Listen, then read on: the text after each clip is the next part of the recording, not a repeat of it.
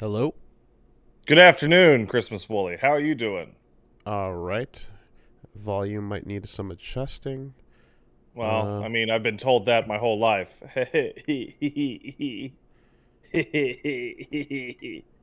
Yeah, because I'm loud. Hello to Hat. Yeah, I got this nice hat. Boy, Pat you know in a what's a hat. great company and I'm excited for Elden Ring? That's right, Bandai Namco. I couldn't read it. I can't read it from here. It's a little it's not crisp. Ah, there we go. Right. Okay. So, boy, I'm so excited for Elden Ring. Oh boy. Oh jeez. Oh, big excited. I tell you what. For those of you who are listening through the MP3 format, you're missing a sip of water from a Bandai Namco bottle, followed by an adjusting of a Bandai Namco sweater, some Bandai Namco hand sanitizer, and a Bandai Namco cap fitted. So, a little while ago, they were like, "Hey guys, do you guys want some?" Because Elden Ring's gonna be at the game or whatever the fuck, right? It's like, "Do you want some swag?" And I was like, "Yeah, sure." And I thought this was gonna be Elden Ring shit. Well, I didn't think it was close gonna enough. be. I didn't think it was gonna be like, "Bro, do you love Bandai Namco?" Close enough. It's Like, not even the colored version of the fucking logo. yeah, no, like, not Tekken, not Gundam, not any of the various other properties, not Dragon Ball Fighters. This shit is super hot, by the way. Yeah, I'm there getting you rid of it. go. And there it goes. It's All right. super hot. Like it's oh I think we established when we were talking about the old console warrior days where, like, after playing a lot of games from a company or from a developer, you tend to be like, oh, I really like this developer. They make good things. But, like, the higher up that company goes and the more of a publisher it becomes, the weirder it is to be like, yeah, I'm a fan of that publisher. oh I sure am. Because it just gets so it's so like what did they didn't they just acquired things and made deals and put some money down in some cases and published the thing, I but think my that's not favorite the same as version the of that people that is made the magic. I'm such a big fan of Square Enix. A statement that would have been legitimately true for many at one point. But Yeah. you're like looking at like Final Fantasy All the Bravest on your phone and you're like, Yeah. Now, yes, to be fair, Devolver exists, but Devolver goes out of their way to brand themselves as a fun publisher, a fun indie publisher.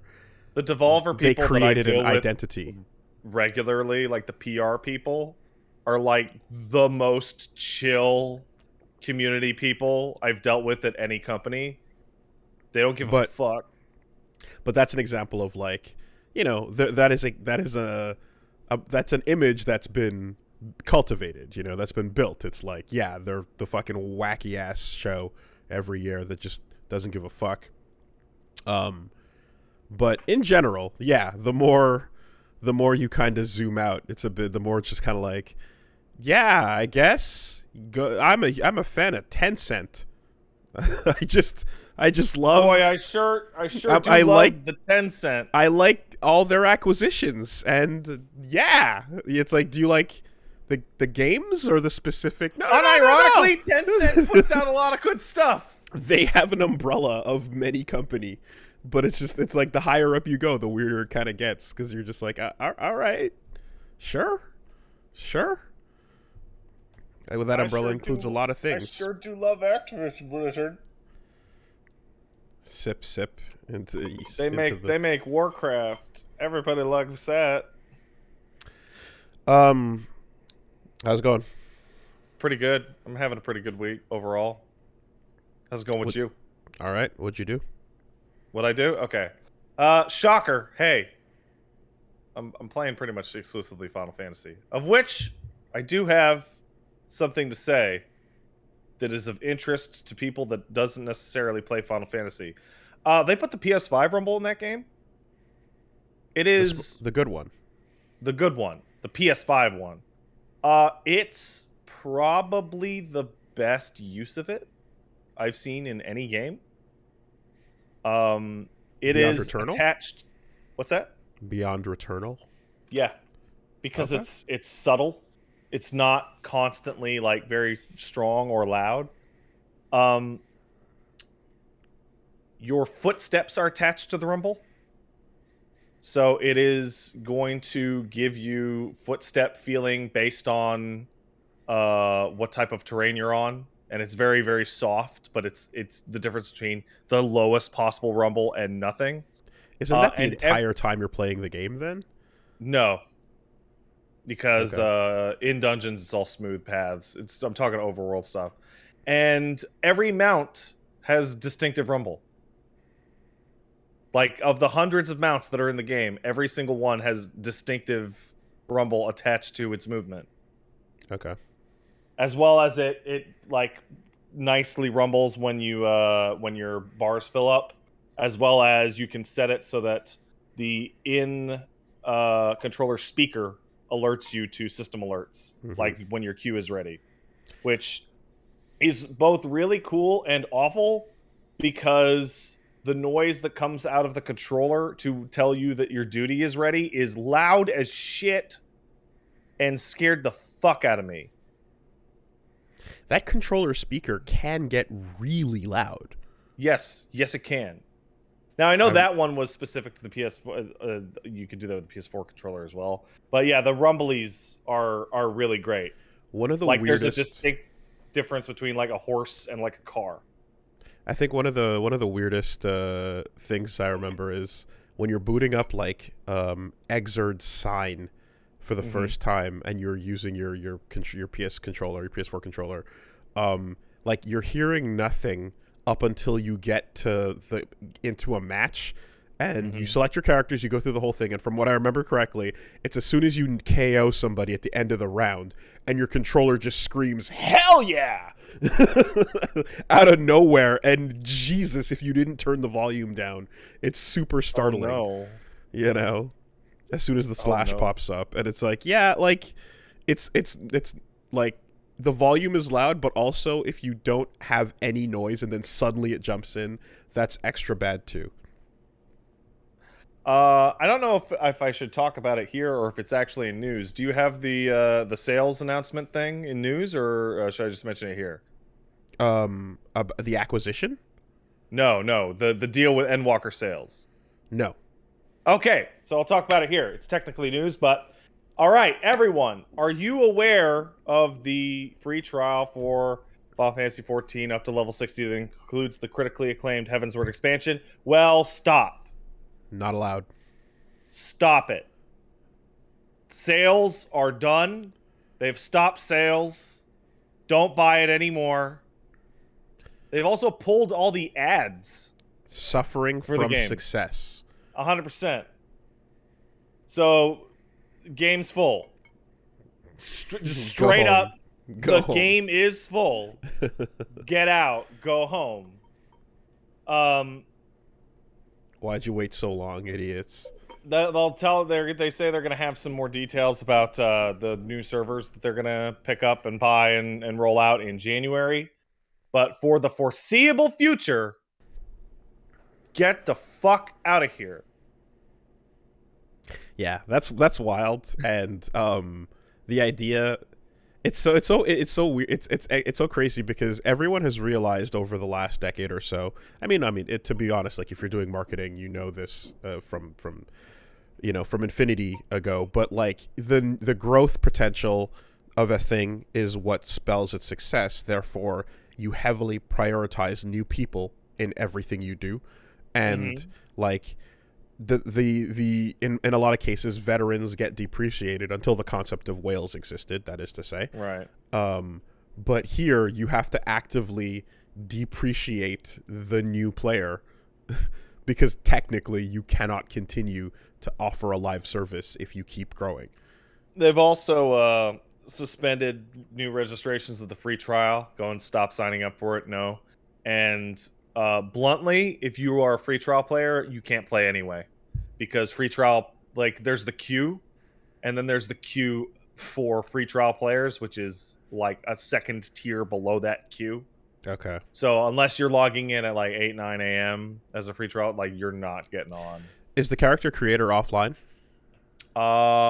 It is. I could check that actually. Because I know some MMOs let you make a character and then you only have to actually connect upon registering. So it's per server, right? I'm gonna guess character creation is down. Okay, no, character creation is up on Midgarstormer, Lamia, Exodus, Brynhildr, Okay. Diablos, and So you can Malboro. make- But those rotate like every 8 hours. As what they determine a preferred or congested world actually is. I wouldn't be surprised if the closing of the gates to the land of Elysium will just build up a lot of hype for people that want to get in once they reopen it. Raid comes out on Tuesday. Sure. Yeah. All the cool raid shit is tomorrow. Forced, I think. Like 4 days after they go, no, nuh-uh, nuh-uh. I think closing the gates will just build up a crowd, you know? Yeah. There's only one game I can ever think of that actually had to do this, which is World of Warcraft back in 2005, after Christmas.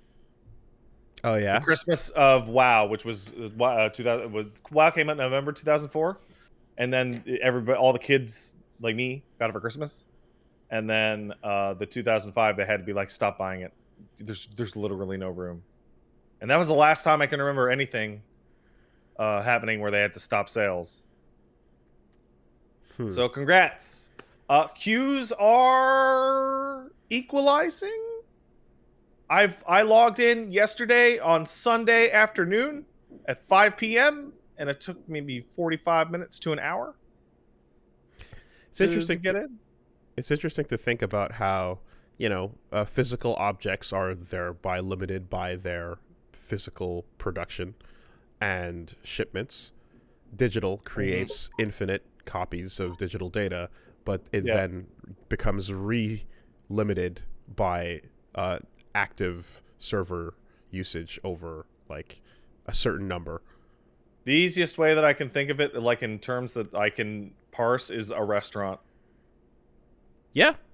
Yeah, sure. You listen, you sold X amount of tickets, but everybody's sitting around taking 3-4 hours to finish their fucking meal. There's a number of seats at a table. We can only make so much food. Yeah. That's true.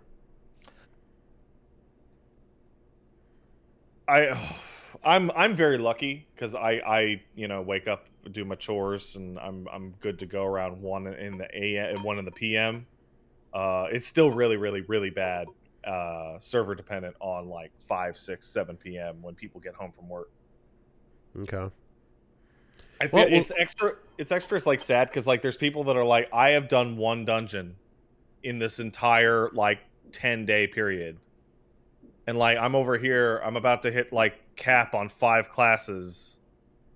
I'm like, when it reopens, go to work. What should be interesting to look at is the numbers on the people that sign up in the first day, and see if it is higher than the expected cumulative amount over the locked period. I don't quite understand what you're saying.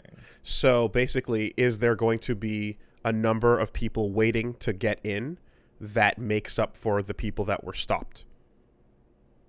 Oh yeah. So yeah, you can only find that like you only get that public info. There's a census by these guys named Lucky Bansho out in Japan that literally just scrape the fucking player website for data on characters. Yeah, so you can see how many people sign up regularly. Yeah, but those are always like 6 months down the line. It's gonna be quite a while. Okay. That's unfortunate. I guess like it helps from a business perspective to keep some things close to the chest, but like those types of metrics are really interesting to learn about in a like a pinnacle game environment where like this is the biggest MMO, therefore like how do online communities behave, and like yeah, it'd be cool to see those numbers live and active, you know.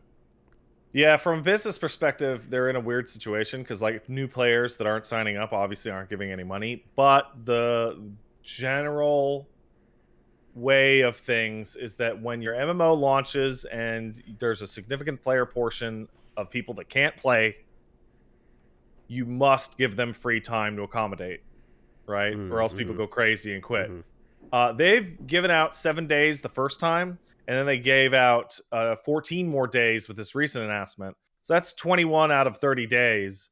They're probably going to give more as these things stabilize. And it's like, yeah, we're missing out on new people, but we're also having to give away nearly a month's worth of subscriptions, Mm-hmm. which like obviously that's a good like practice for people to calm down and be happy, but like they're saying there's 25 million players. No, that's not true. There's 25 million registered account. There's probably like 10 million players. Giving up on $11 to $13 worth of subs over 21 days from 10 million people is like a couple bucks at least. Perhaps more than that, but at the same time, it is countered by the regular income flow, which is also ridiculous. So, you know, in the grand scheme, it still feels like less to them. So good for them, obviously. Bad for everybody that was hoping to get in. Hope you managed to make an account and register and log in once ever if you're interested in the game.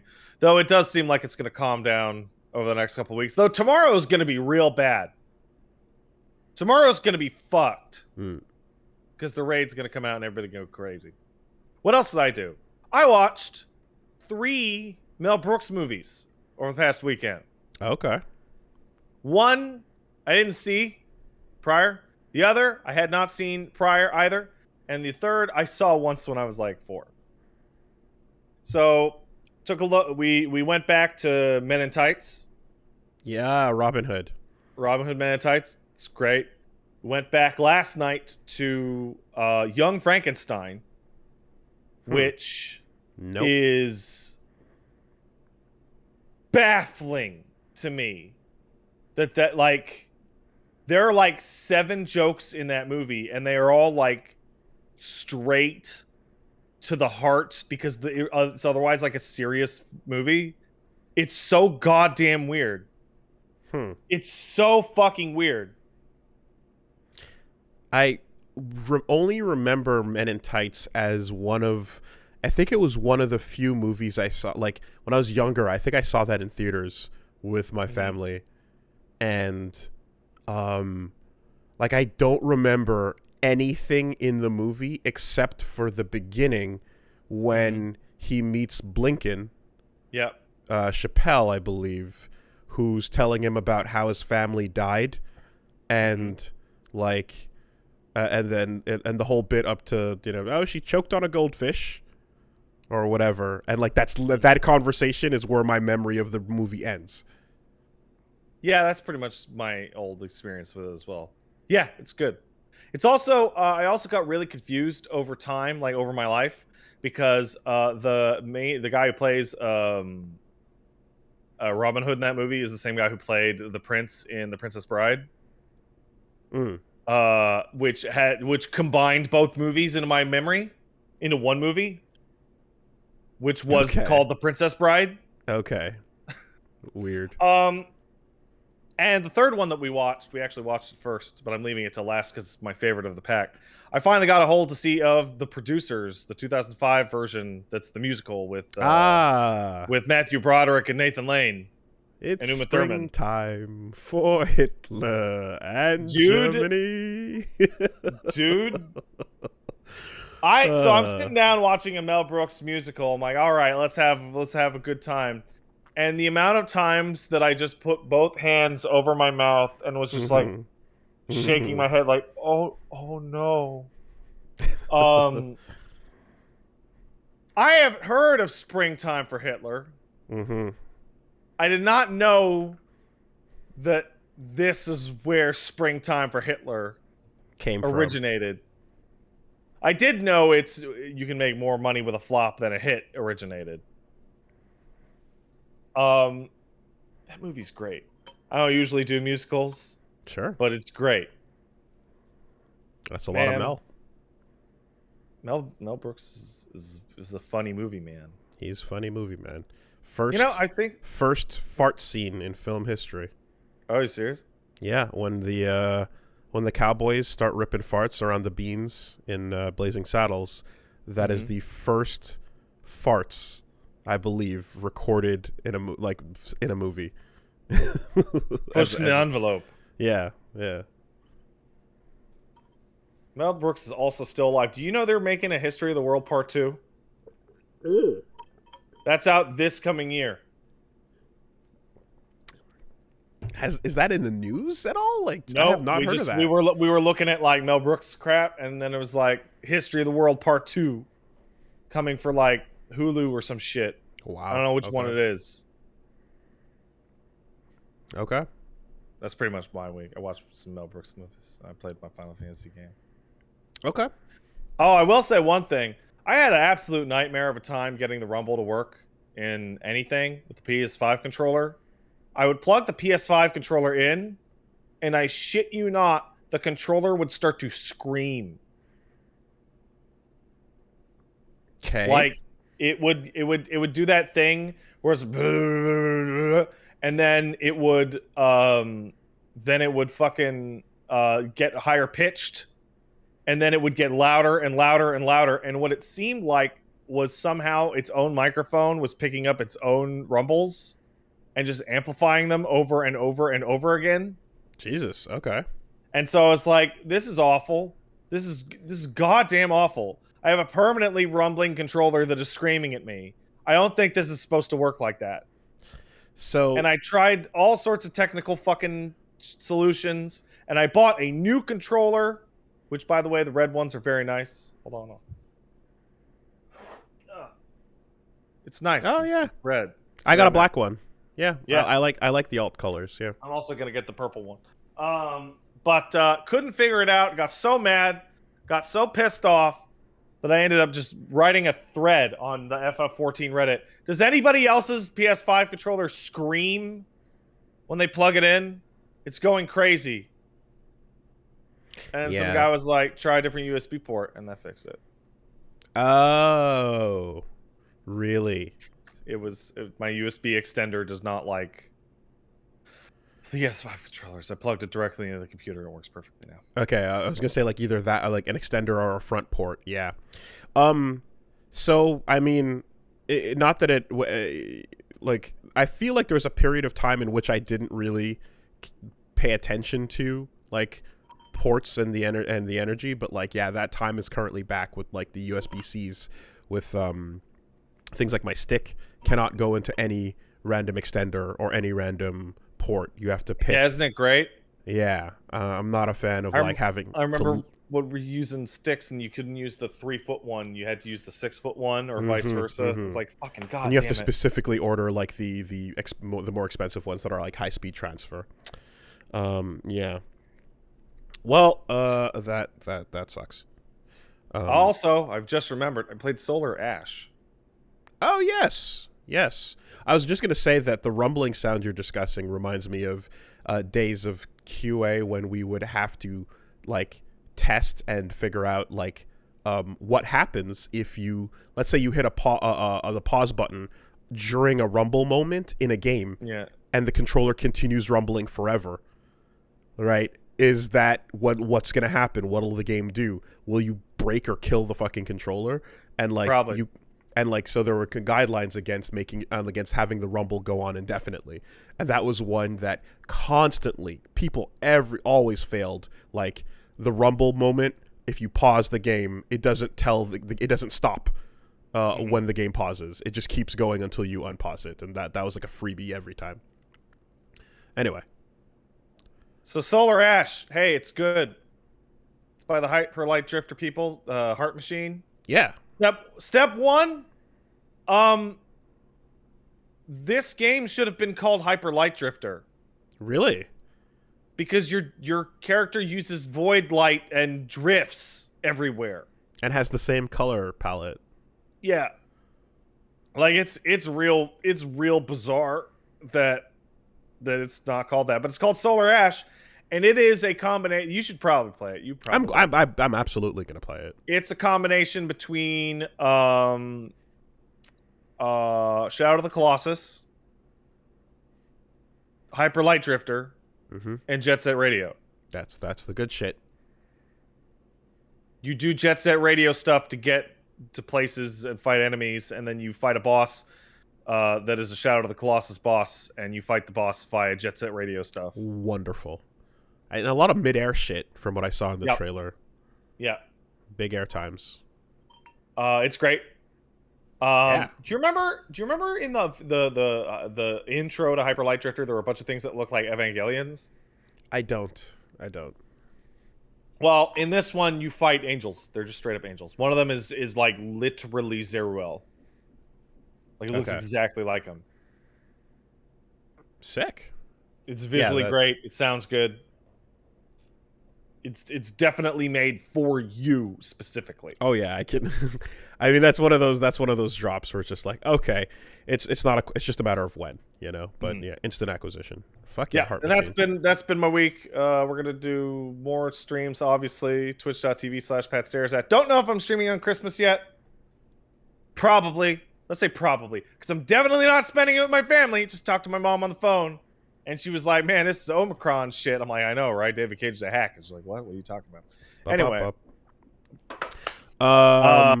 But yeah, it's starting this week. We're all Final Fantasy'd out. Too bad for y'all if you want more Final Fantasy. I'm going to start Neo 2 this week.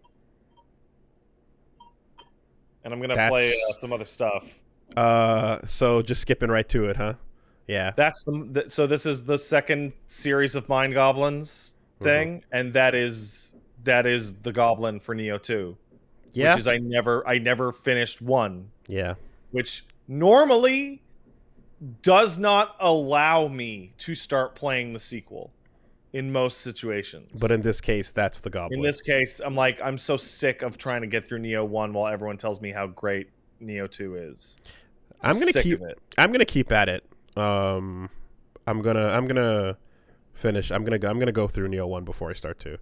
But, well, I mean, I've already put the time in at this point, too. So it's like I'm probably closer to the end than I am to not.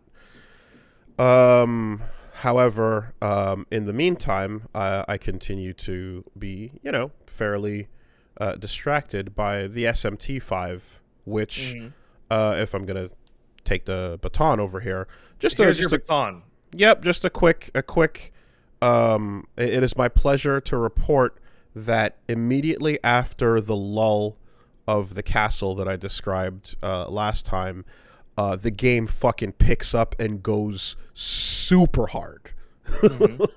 And I was in a period that like I would describe as it is a lull. There is a lull that occurs, and as soon as you come right out of that, it just fucking goes and goes and goes, and a lot of that far and few in between like plot stuff starts to happen and come together, and it's like, okay, this is what we were waiting on, the moments, the plots coming together and wrapping up, and the characters all sort of converging.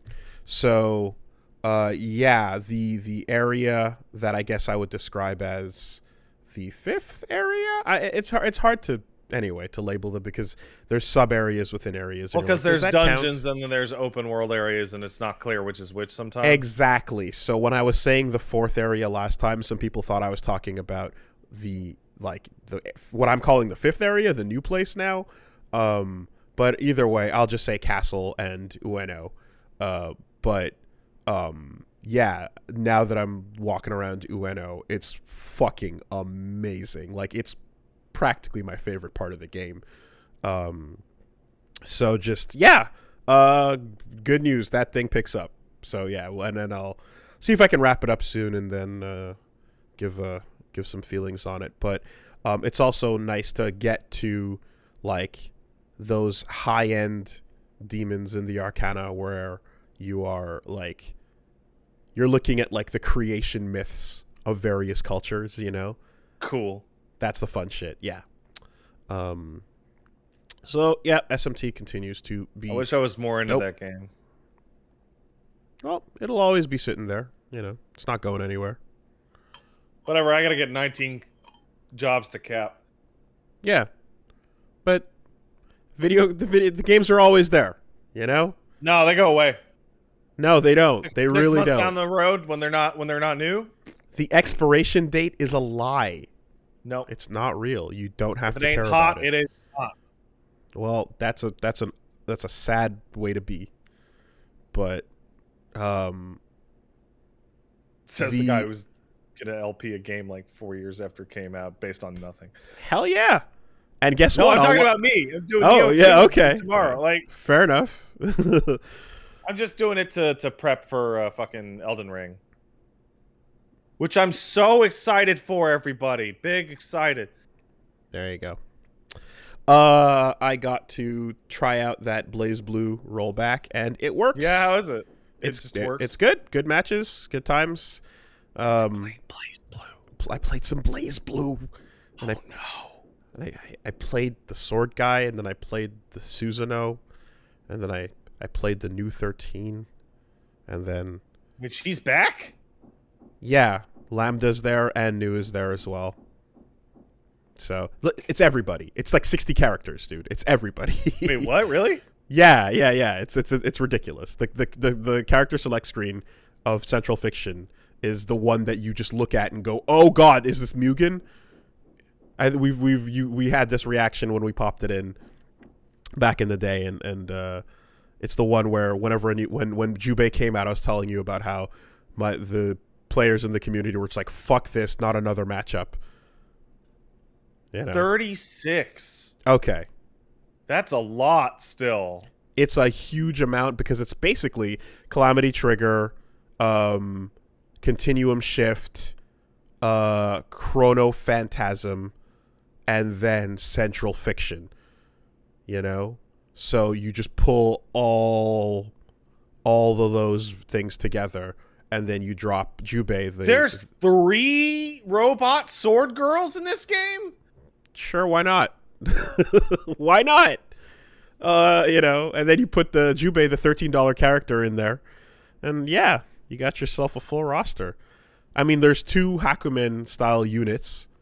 There's absolutely multiple versions of different at this point. Like there's Hazama and what's his name? Terumi. Yeah, like there's plot wise, like everyone has their alternate things going on at that point. It's so many different expanding plot things. Yeah. Yes, no, Terumi is not Hazama. It is just a vessel for the same soul that is split into different places, and so on and so forth. Shut up. There you go. But every time someone is gonna, hey, it's like, yeah, we know, it's cool, it's fine, we get it. Anyways, that was there, and that works. It does its job. Feels good. Yay for that. I also spent some time on the DNF Duel online beta, aka Dungeon Fighters Online, the fighting game. And okay, I don't know why it took me this long for it to hit me. How does Dungeon Fighter Online become DNF? Well, you see, Dungeon Fighter Online is DFO, which is correct. That's right. That's what right. But the people who made this game decided to go with Dungeon and Fighters, and I don't know why they thought that would be cool, but I'm gonna guess Dungeon Fighter. Dungeon in Fighter. It's for English reasons. That's why. God damn it. I wish they wouldn't. I wish it was DFO Duel, but it's not. The the weirdness of that carries forth into a lot of things. I mean, hell, the characters are unnamed. They're classes, right? Because they're just kind of doing what the old beat 'em up sort of had, which is not named people, but classes. Yeah, so this is one of those games that, like, there's a fucking meme of just, like, it's like, DNF dual mechanics be like, and it's just like this shady person in a hood that just says "call me now" hotline, like sex line, but you can't see anything about their features, and it's just like a mystery because they refused to elaborate about what the game would play like, look like, any of its systems, what the online, anything. We knew nothing until the day that the beta opened, and whoever's in charge of that is doing a poor job, I'll say, because they're not, like, they are not telling people in advance what to expect. And, you know, you kind of look at mechanics and get a breakdown video and go, okay, cool. I get a feel for what, you know, I might like when the game comes out and I can get my hands on it. So yeah, the first, the negatives is just like that whole thing, from, I guess, I forget the name of the company, but it's like it's a pun on, like, people or something, but the dungeon fighter side of things, ArcSys did their job. They made a fighting game. It works. It plays, and it's got its working netcode. And the people who are marketing it and, like, telling people how it works, Neeple, thank you, Neeple. They are doing a terrible job of telling people about it and what's going on. But what we were able to discern is thus: like, one, it's got rollback, so yay. The matches I did play, when there were not larger network-based issues happening, which it's a CBT, or it's an OBT actually, we're solid. OBT is a thing, right? I just, like, make sure to play DNF on your CBT. Like, I can't. Yeah. I can't. Now, aiding is involved as well, but the thing that I'm not, I guess, mostly confused by is how much of it resembles Grand Blue Fantasy Versus, right? Really? Because it's such a similar game. It's got a similar flow. In some cases, the speed is comparable. In some cases, the juggle system is comparable. I feel like there's a lot of similarity between the two, but whatever the work is between aiding and ArcSys is, yeah, they've got a fighting game that, you know, it's all right. I think the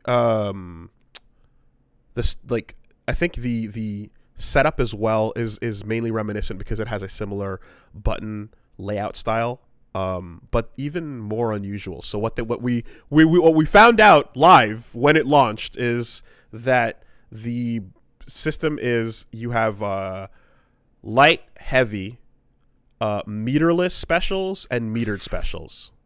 Okay. Right. Oh, so I see the similarity of Grand Blue now. Yeah. So so, you know, Grand Blue had the ABC, and then S type of thing, and here you've got your I think they're calling it like ABS and then MP, the MP button, or something along those lines. But yeah, so I'm just saying metered and meterless, and you know, that'll convey what it needs to. Then there's a block button, which also is a specific thing that Grand Blue had, and you have a block button while also having hold back to block like normal. Oh, cross ups, fuck off. Exactly, right? And then the throw button as well. So like that too is heavily reminiscent of the feel of Grand Blue Fantasy Versus. Like, there are a lot of similarities between these games, despite the fact that aiding is helping them make it, or whichever whoever's doing most of the development. But one thing is you know, clear is that, like, yeah, it takes from that as well. And you know, I think, like, aiding has made some pretty fun fighters back in the day. Of course, like, they made the better Naruto fighters, in my opinion, going way back when. But this game coming out, having all these similarities I'm describing to Grand Blue, having some characters that are, you know, pretty nutty with, like, some of the expressive stuff you can do with them. Like, so I've seen some combo videos now that people kind of figured out, towards the third day of this beta. Yeah, between that and it having a good rollbacks implementation, this can just replace Grand Blue if Grand Blue doesn't actually do anything about the netcode. It can just replace it. So that's pretty fucking funny. Yeah. Now here's the other thing, of course, with this test is that like the way they decided to implement it is one that I think is not great, especially comparing to other games that have had open betas. The number one thing is when I went online, my experience was on the first day, press start main menu and you have options and network match, and that's it. Okay. All right. And I'm like, okay, I would like a training mode. I know that stop it. Stop asking for that. I know that not everything will give a training mode on its beta, and I know that like the emphasis is for the online testing. I would like it just to not like just to learn what the game does and what its systems are, in an environment that like you can check that shit out.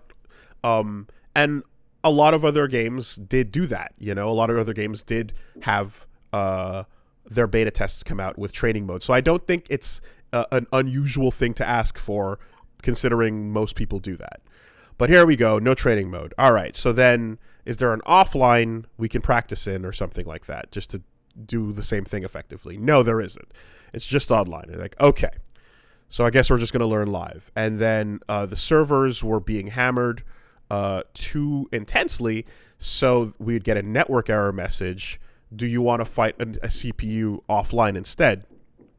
And then you go yes, and then you get put into a random match, and you don't get to pick your character. And I'm like, oh, wait, whoa, back up.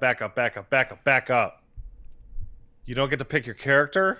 When the network is down and you get asked if you want to play against the CPU instead, and you say yes, and then you get a random select match against a random select character. And that's weird. Very weird, because I mean, basically, like, yes, on the one hand, I'm sure, yeah, like some people are like, oh, I got to play the whole cast and whatever, but to not have the choice, it doesn't feel good, because I went in thinking like, oh, I want to try out Grappler, I want to try out Inquisitor, I want to try out Crusader, and when I played all those matches, and like the server was down for a while, so like I had a bunch of CPU only matches, I was only getting random selects of like half the cast. It took me a really long time before random select gave me Grappler. And then I got like one, maybe two matches tops with him, and I was like, that sucks. I want to play with him more. And then when absolutely bizarre. And then when I finally got to him, I was like, okay, let me try to just quickly do some stuff so I can learn before the computer rushes at me, and then I have to fight and improvise the whole thing. Like, I just wish there was a way to just pick a character I wanted in that circumstance, and then I was like, you know what? Okay, I can't pick my character. I can't go like look at the systems in the game, or I can't train or whatever. Let me just pause it to look at the move list. And you can't. So then I'm like, well, then what am I doing here? Right? It was really, that entire sequence of events just was like not great. And I saw, lots of discussion online, and there's a lot of people that are just kind of like, it's fine, you don't deserve any of that stuff. What do you need it for? Just fight, just win, shut up, though. It's like, nah, man. A lot of games have had, at least bare minimum, all of the things I've described, including KOF 15, which also just which had a beta this weekend, that had training mode, offline, online, tutorials. Like, it was all there in their network test. It's not too much to ask at this point that you do the bare minimum that others are doing. And, and then the counter to that, I saw people going, yeah, well, it's not fair to compare a game that's about to drop versus one that is about to drop because it's still a couple months away. It's coming out in summer 2022. Like, no, that's not an excuse. I've seen a lot of really dumb defenses of that type of thing, and it's like, come on, guys, the features are there. You know you what, can allow Willie? a pause menu with a move list at bare minimum. You know what, Willie? I'm gonna go talk. While you were talking about this, I went and I spoke to the DNF devs. No, you didn't. You were sitting right here. I saw you. No, I was typing, and they got back to me and they said that they feel really bad about your frustrations, and that as a result, they will be making the open beta completely free. Okay. Well, measure it with your time. Fortunately, the beta was free to begin with. So, it was not a pre-order. But thank you. Thank you for the freedom. The free. That's the point I'm making. Yep. Yeah. That's nice.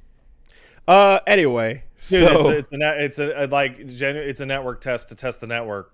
Yeah, it is. Like, that's all it's for. And they could have just not done that at all. That is the random thing is super fucking weird. But you going where's my training mode? It's like, it's nowhere. It's they want you to test the network. Of course, right? But the thing is that what most games have done, Strive, Grand Blue, literally everything that did this, is they also go, in addition to testing the network, this is the first time people are going to see our game and play it for, this is their first impression. And so we will also, while you're testing the network, explain to you how the game works. No, there's nothing. There's no pause to move list. There's literally nothing to figure out how the game works in the game, right? So that's all it is. Is just can we just have at least that much? And there wasn't there. So whatever the amount is, it is understood that the emphasis is going to be on the network test because they have to figure out those issues. But it is still also the first impression people are getting of the game, at bare minimum, allowing people to figure out how to play it.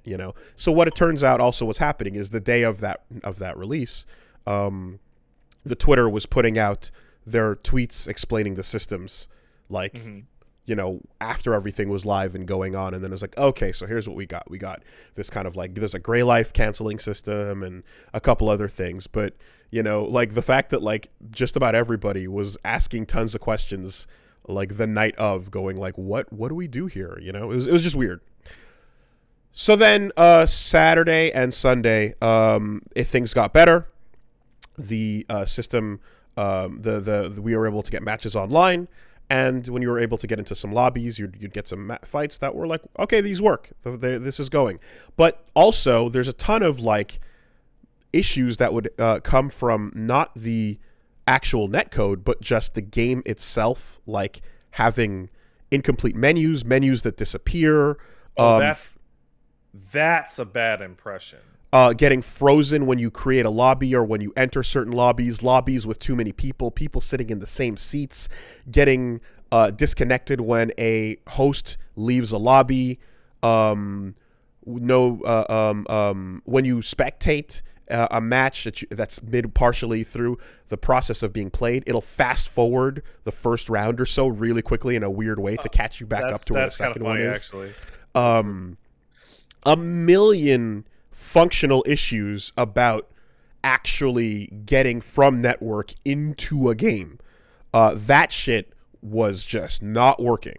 You would have to, also getting a message saying oh, the rooms were too full, instead of just continuing to search, a plethora of problems in just the from the front end into gameplay. And then fake messages in gameplay as well, where you'd be fighting sometimes and you'd get a message saying, you've been disconnected. Yeah. And if you press OK, you get kicked out of the match. But if you don't press OK, the match continues in the background, and you can let the opponent continue to beat you up. At which point, then, if you rematch, you'll be fine. Right? Now that's network test. Yeah! The truest, biggest network test issues going down. So, all of that shit's happening, and, you know, like with all the other games I aforementioned, oftentimes you'll see things come back a second time around. I assume there'll be another beta, you know, maybe in a few months, and then that will see some improvements on this front. But what you got for now is a lot of that shit. Now the thing is, this, like, all of that is annoying, obviously, but I'm not at all. I have no issues with that, because it's like, it doesn't work, but that's what the test is. That's where I'm like, absolutely, like, make it work. Wait, figure it out. I'm baffled. Now I'm totally baffled. The lack of features is annoying because it's a network test, but like it being completely broken is not annoying because it's a network test. It's annoying, but I know that, like, other games have been broken, like on their first day in ways not as bad as this. This one's bad, but like that's the type of thing that I know I would, based on what we've seen in the past, you would likely get the improvement in the next beta, whenever that happens.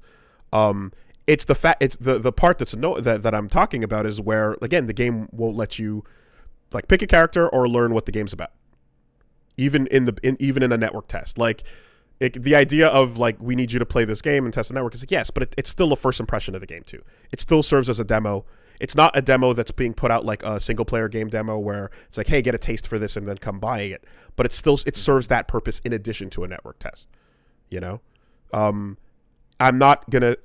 If I don't get a training mode, I'm repeating myself at this point. But literally, I don't think it's too much to ask that at bare minimum a move list is in the game. At bare minimum, if I don't get an offline versus, if I don't get a training mode, at least let me do that. You know? Oh man. Oh. I'm getting flashes of Indivisible in my fucking head right now. Yeah, so I don't. Girls. I don't mean to keep to get a move list. Anyway, I don't mean to, but I don't think this is too much to ask. I don't think it's unreasonable. I think it's a very reasonable thing. Anyway, so whatever, we get to the Saturday and Sunday matches are good, and then going through most of the cast, a lot of fun stuff, a lot of crazy shit. Some key, like the Inquisitors, this Axe Girl, and she's got a move that puts a giant spinning wheel on the screen that you have to block for like what feels like a solid 5 seconds.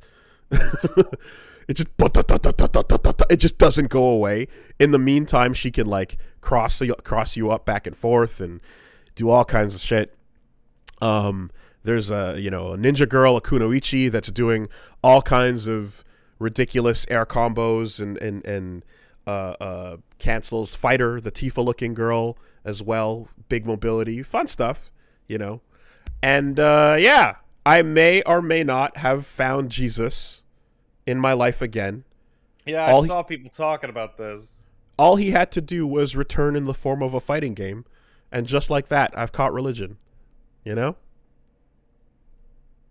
say that you see all these hip pastors with their skateboards and their tattoos, just being like, I'm about to bust out a 900, but first, how about I bust out some scripture, Man, I saw a band playing on a stage in some fucking video just the other day. All these like white rapper looking kids singing about that Christian side hug. Nice. Made me want to jump off a bridge. Nice. That's good. So, that's one way of getting the kids. And another way is in the form of the Crusader, who is Jesus himself, crossed up with the robes, with a big hammer to smite the heathens. And he's fucking, I like his move list. He's fun. So we've been just, taking every opportunity to do everything that we can to talk shit and ask people, sinners, to repent. I believe I started, I started dropping some of the, the Ten Commandments. Got to hit them with some Exodus. You got to get your Deuteronomies, your Psalms in there. You're going Old Testament with it. You can come New Testament with it too, but when you want to get the wrathful God, the smiting God, the one that doesn't give a fuck, not about that lovey-dovey shit, you want to go Old Testament with it, So, it's a good excuse to just embrace all of that Peter Popoff energy while you're playing this character. And he's got insane hammer loops and like some of the most restrictive screen oppression we've seen since Aganos or Aegis Reflector. Because he's got a giant hammer that swings. He's slow. That's a claim. He's a slow character, right? But and everything he does is much like more committed than half the roster at this point. But he's got a big hammer that swings out and hits about. It's, remember how Big Band had the thump? Oh, I do. Yeah, he has that, right? He has something like the Big Band thump. Hits a nice range out of the screen. When you do it in the air, he drops to the ground first and does it, so it covers a nice arc. And then he's got an Aegis Reflector that appears immediately behind you wherever you are, and puts a wall up that you can't pass until it's gone. Oh. So now... Oh, yeah, there it is. Yeah, I'm watching Max's footage of it. So now... that's a bunch of bullshit. When the wall is up, I can keep hammering you in corner... I can do corner combos in mid-screen. That's what it's doing. It lets me do the corners shit wherever I want. And, of course, everything I do is a commitment, but if you get fucked up by that, then you're gonna... you're gonna have to do a couple Hail Marys. You might have to say some Our Fathers. Furthermore, he's got a nice charging star. He's got a nice fireball that you can walk slowly forward with and use to cover your movement. Nice air fireball and just some fun hammer swinging. Good times with that guy. I like his kit. Yeah, that looks oppressive. I like his hammer. I like his moveset a lot. Everybody's gonna get blessed. So that was and then he's got a Holy Light DP as a reversal where you can just call on the heavens to just shine a ray of God on you and get everyone the fuck off, cleanse the heathens. Good times. So I went after I had an initial thing where me and Reggie sat and we played it, and then on Sunday I had some time, so I went back in.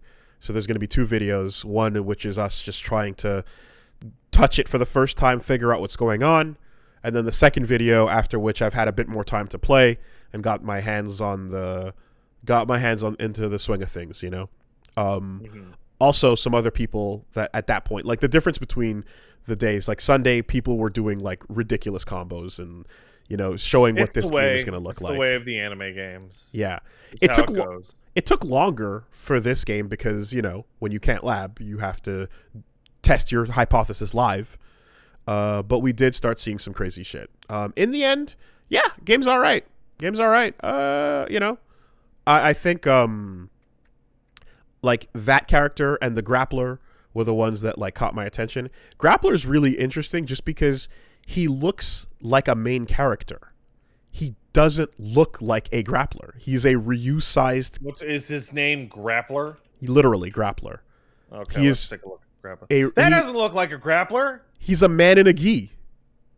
And he looks like he should be on the cover of fighting game, Yeah, 100%. But he is a grappler. And he's got, air grabs, anti-air grabs, ground grabs, counter grabs, like all of that shit. And an infinite, mind you.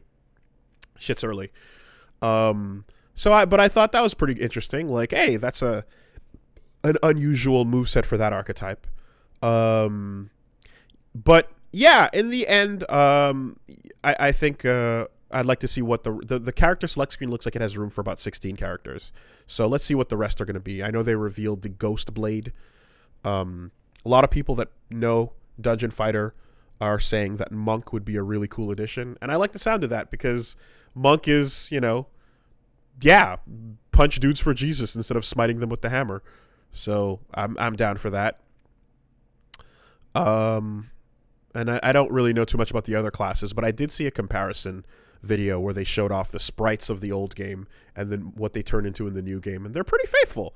They actually take the simple energy of the what they were trying to convey with the supers and turn them into these big Arxis cinematic pieces. The Executioner super in particular is noteworthy because in the old game she'd hit you with a bunch of swings on her axe, and then the last one would be a big bright explosion where you were suddenly on a cross being crossified Okay. and lit on fire, and they turned that whole sequence into like this big beautiful I say Arxis super, but Grand Blue had supers of exactly that kind of caliber as well, where you hit them and then the anime starts, so this could just to me replace the whole for what I missed with Grand Blue for sure.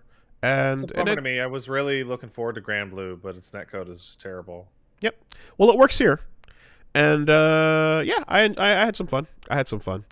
I what I would like to see is the character I'm playing is more of the equivalent of Vasaraga instead of Lancelot this time, but I would like to see what the how dirty can you get in a game like this, where probably fucking dirty. But you can get fucking dirty, but there's a block button, so that's the thought process. Train people to actually hit it.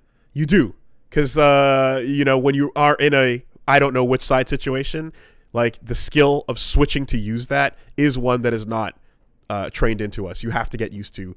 I don't know which way. Fuck this. Blah. Hold block. But yeah, DNF Duel beta. That's how it was. A mixed bag of feelings. That in the end I was like, okay, this minus all the things that I don't like about this should be fun. So there was that, and then not much to really say, but I saw Spider-Man. Yeah, you enjoy Spider-Man? I liked it. I thought it was good. I think I saw I think some people that I literally I was talking to some people, and a lot of people were saying great things about it. Someone said that it's the best MCU thing, and I disagree with that. But I will say that it's really enjoyable. The one thing I was kind of hoping to, or what I was curious, I'll say, is how much of it is standalone enjoyable versus recognizing the old thing, right? I clapped when I saw it. How much of it is that? Because that stuff is enjoyable for those who know, and I'm curious if it's but if you happen to not know, how much of how strong would it still be, And nothing to say in terms of spoilers or whatever, but in the end, I'd say it's my favorite of the three new Spider-Mans. That's for sure. The Homecoming, Far From Home, Gone From Home. I'd say the Home trilogy. Of the Home trilogy, it's my favorite of the Home trilogy, and I thought it was pretty good. Okay, that's nice. There was also I don't know why people thought I went and saw that movie. I'm genuinely baffled. People are acting on Twitter and on our chat right now that Paige and I went and saw that movie. I'm totally baffled. I don't know. I did not go see the Spider-Man in the theater. What I will say is I feel like the places where MCU stuff is gonna go now it's going to whatever this it's not phase, right? I forget what the word they use, but there's phases and then there's the full arc that probably arc. The full arc or whatever. Whatever the new arc is going to be, based on the fact that There's going to be they obviously can't start from scratch again. There's going to be some new people that like some people don't care about. There's going to be some TV mixed in there. It's probably just going to be like a bit lower quality. I can't see it, following the act of last time.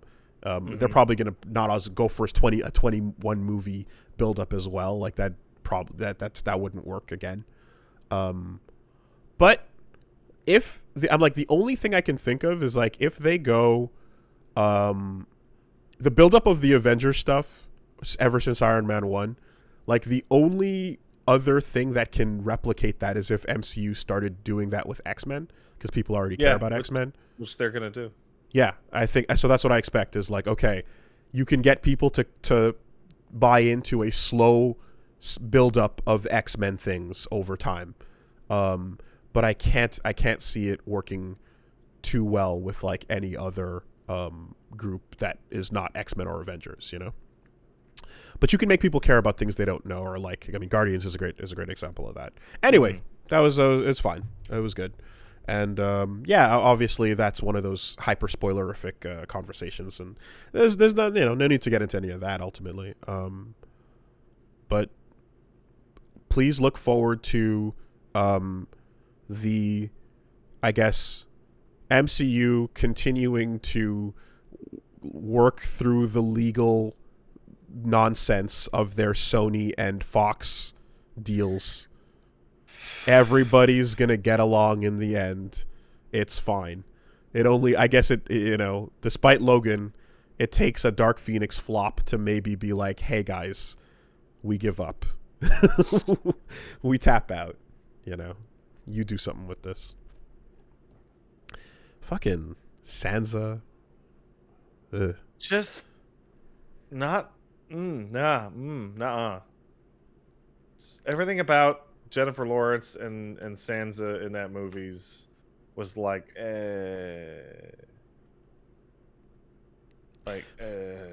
remember when Mystique was a big hero? What? No. I mean, again, there's like like with there's salvageable stuff that was interesting about all of that Foxiverse, but I'm just seeing somebody at the Fox thing making the Dark Phoenix. It's like, did you know you could make more money with a flop than a hit?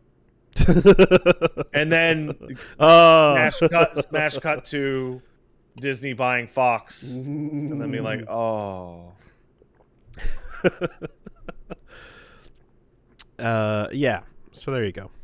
Anyways, if you would like to tune in and check out what we got going on, which is the latest of the Dark Souls, is continuing. It's as we speak, and yep, we're getting to those parts of the game where it's like Reggie's like, is that a bunch of dragon asses? And I'm like, hey man. Oh man.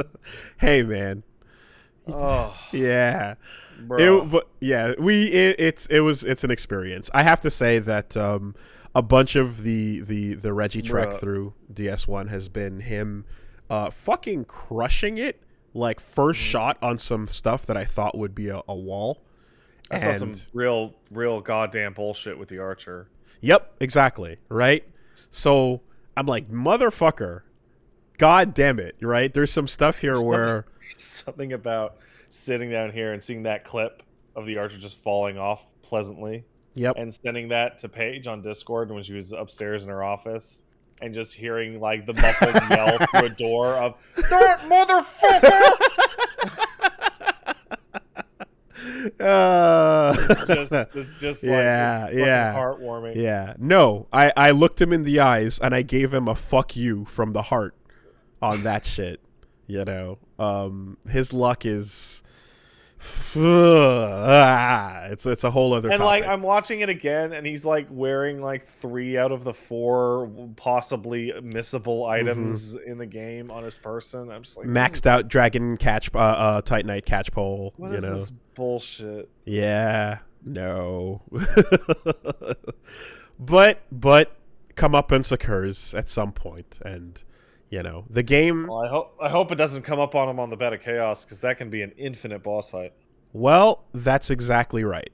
And the game catches up with him in a couple places, so that thankfully it doesn't just become a fucking cakewalk. But as I sat there, and as the Bed of Chaos did its thing, I just made sure to have ready, when the time was right, a big old picture of a Miyazaki quote, followed by some hitboxes, of the original hands on that. Yep. Just to let you, just to fill it in, They're so wide. The biggest piece of advice is, hey, it's not you. You might think it's you, but it's not you. I'm thinking about Elden Ring and how big Elden Ring is, and I'm like, man, there's totally going to be a couple bosses in that game that are just like completely unfinished garbage. They never get a perfect grade, right? Never. They never get a perfect grade. Yeah, it's going to be in there, and they'll only know once people start yelling about it, for sure. On that note, I don't know if you saw, but George R.R. Martin kind of had that little post where he kind of just came out and mentioned Elden Ring, which I think part of it was damage control, to be like, please stop yelling at me about working on Elden Ring. I just helped them with the setting a long time ago, and that was it. Meanwhile, I'll type up this blog post instead of writing the book. Oh God. Every time he puts words to page, all of it is like, how many words was that? Those could have been used for Winds of Winter. Hold on. Dance with Dragons came out July of 2011. Shut up, old man. Just shut up. So yeah, we're gonna hit some fucking some dumb shit somewhere in that game, unquestionably. But yeah, Reggie versus Dark Souls continues, and this week we're gonna be have a day clear. However, there has been a conclusion in the Dokapon. There is a conclusion. Some words of this floated over my way. All I know is that it's finally over. Are you all alive? We live, but do we? I won't say that we're not worse for the wear. I will say that. But was it a good journey in the end? It was not. All right, good. Yes. And I will let that play out until its rightful conclusion over on Wooly Versus on the YouTube. So please enjoy that, as well as get into fighting games. We just dropped as well the best of Metroid Dread, thanks to Civ Sarcast for the awesome compilation there. If you would like to catch the 2-hour digest of me popping the fuck off at all the hype shit in that game, followed by me getting wrecked by a number of bosses, like, hey, yo, first time parry, fuck yeah, oh shit, I'm dead. It's a nice up and down journey. So please enjoy the best of Metroid Dread. Yeah, and then of course we got some new stuff coming on the way. We're gonna have to stall for time, unfortunately, because the FF6 Pixel remaster has been. I think they said it's coming. Expect it sometime between January and February of next year. Yeah. So we'll find some other stuff for you guys over on the channel. But yeah, stay tuned. You'll find some other crap to play. Mm-hmm. Hey, let me ask you, are you going to be streaming Elden Ring? Most likely. I'm just curious. Most likely, yeah. Just for my own curiosity. Yeah. Right? Because everybody's going to be on that. Yeah, I'm gonna want to watch your stuff while I'm doing my stuff. Bare minimum, I'm no matter what happens, I'm starting it when it drops. Whether or not I hit the button is like it's debatable, but it's not. Like, most likely, I'm just gonna shove that into the schedule wherever we are, whatever we're doing. You can expect that. I'm into this weird period because I'm such good friends with Namco Bandai. There's a possibility that I may have to actually pre-record like a ton of footage. There you go. Depends. Yeah. Because every now and then, like, you get like, you remember what happened with Devil May Cry? Remember how we got like that, like those codes like weeks ahead of time? Yes. And so we pre-recorded the LP, but I had Yeah. like flown through the whole thing before I even showed up at your house. It's like, oh man, I'm not gonna sit on Elden Ring. Yeah. I'm not gonna sit on a preview copy of fucking Elden Ring. Are you crazy? That being said, though, like, now that I'm living in this world of like live Let's Playing, you know, it's weird. I haven't done a like offline recording of any kind in a while now, at least a years. The Elden Ring video that I put up was absolutely bizarre to do again. Right, to feel like I'm back in an empty room. And also, I had no co-pilot at the time, so I had not done that since fucking Evil Within Part 10. Like, it's fucking super weird. But in the end, you did talk over, like, some footage spliced, right? Yeah, I did two versions. I did one where I talked in post, and I had one where I just pretended stream was on. Okay. Just pretend. Yeah, that's exactly it. It is weird to go from one environment to the other and then back to the old one for sure. But yeah, we will let you guys know. So stay tuned. Okay, man, I want to burp so bad. You can. That's a good one. Yeah, it felt good. That was because I had some chili earlier. My wonderful fiance Peach Slava made me some chili, so I'm a little burpy. That was like fucking Foley FX. Thank you. All right. Quick word from our sponsors. Yeah. All right. This week, the podcast is brought to you by Bespoke Post, who we have been letting you know about. If you're trying to get yourself some unique goods, some interesting things right around the holiday season, especially now, you want to try to figure out how to get the most creative things and, off the beaten path ideas, things that'll be customizable for the person you are shopping for. Bespoke Post has a seasonal lineup with the Box of Awesome collection. And it's basically a number of small businesses and emerging brands that they partner up with to bring you the most unique goods every month. This is the type of thing that you can, find the right flavor for the person you like and hook them up with a Box of Awesome. Whether you're looking for cozy threads, camping gear, essentials, winter cocktails, whatever it is, they've got the flavor for you. I know that I checked out, they had some pretty cool knives.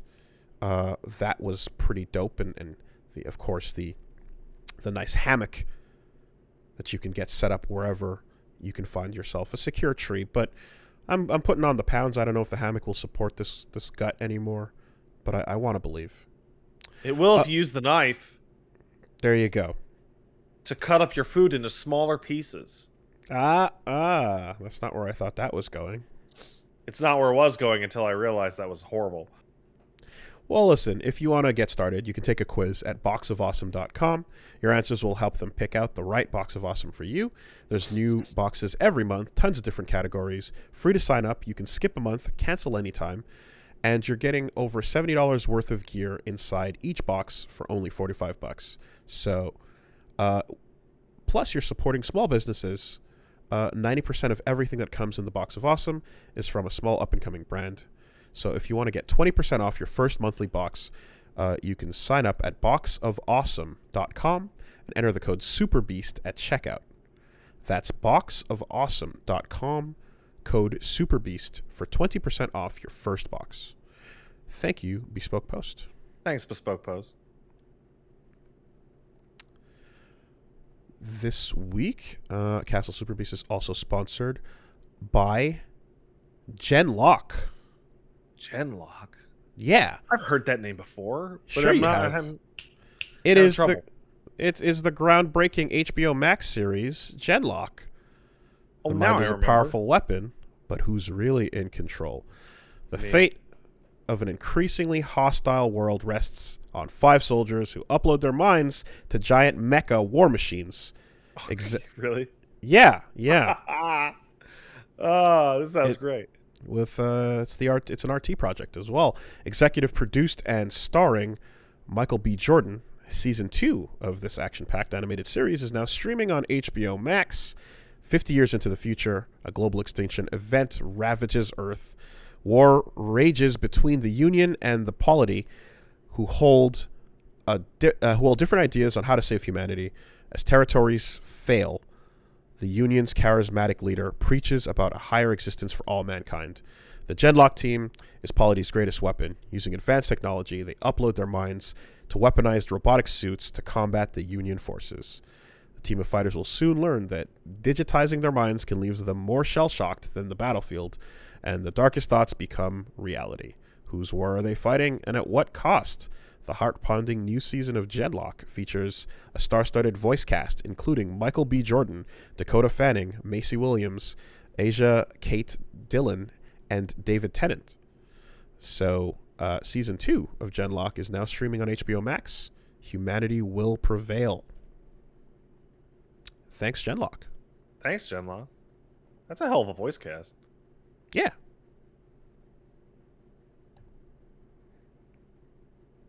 MBJ. And last but not least, the podcast this week is sponsored by Honey. It's simple. Oh, Honey. It's simple. You shop on the website. You put the thing in the cart. You go to checkout. You see the promo code box. And you go, I don't know a promo code. And then you feel bad because you didn't save any money. Yeah, and unlike real honey, you don't have to catch your SO standing in the kitchen eating spoonfuls of it like she thinks you can't see her. I'm surprised a spoon was even involved. It's because it's the nice honey and it's not the squeeze bottle. Okay. Because really, it's you're either going squeeze bottle or like dog tongue when you're trying to reach they're trying to get inside the glass or a cup. Dog tongue just all the way up in there. I'm familiar with dog tongue. Yeah. So it ain't that. It's not that. No. It's not that. This saves you money. There you go. And you and you get to that checkout, and then Honey will simply scour the internet for the promo codes that apply the best deal for your cart. And it's supported on over 30,000 online stores with a range of various topics. You got tech, gaming products, popular fashion, food deliveries, everything in there. And then you just watch the money drop. Basically, you click a apply coupons button. Wait a few seconds. It'll find what works on that website, and the prices will drop. So, yeah, that's over $2 billion saved by over 17 million members. Honey is straight up free savings you could be missing out on. Free installs in a few seconds. And, of course, you can get that right on time. Again, holidays, good time for shopping and saving some money. Support the podcast. You can get Honey for free at joinhoney.com/superbeast. That's joinhoney.com/superbeast. Thanks, Honey. Thanks, Honey. All right. Bathroom? Yeah, let's take a quick bathroom break. All right. Be right back.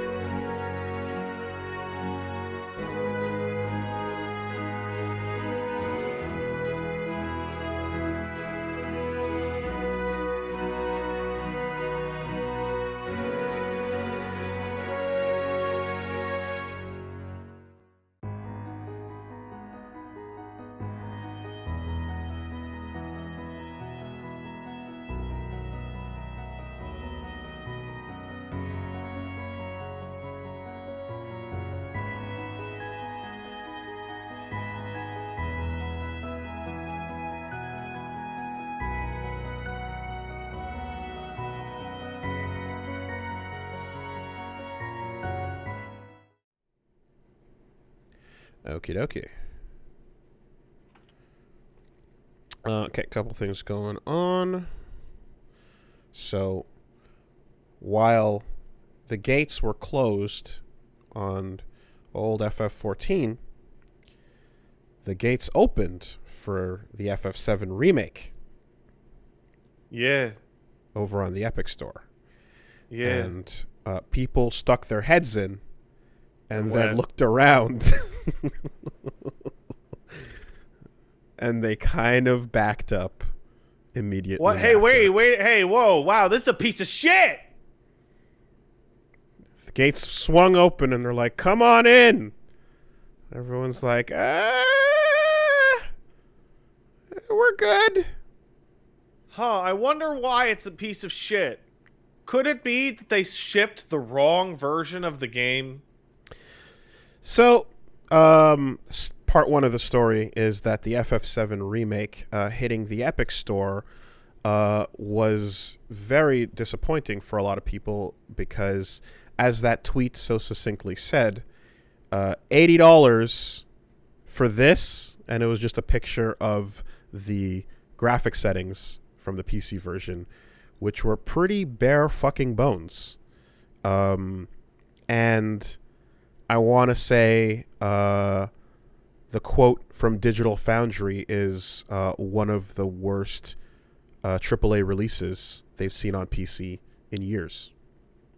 Yeah, they had a guy running like an i9900K and a 3080 Ti or 3090 and all the RAM in the world at 1080p, and they couldn't get it to run well.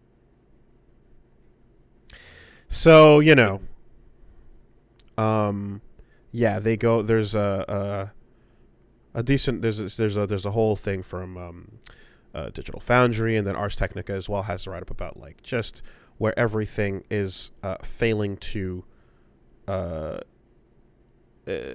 get anyone excited for this, because you'd expect that a game that looked pretty good on console would come with the ability to match that and then surpass it with better hardware.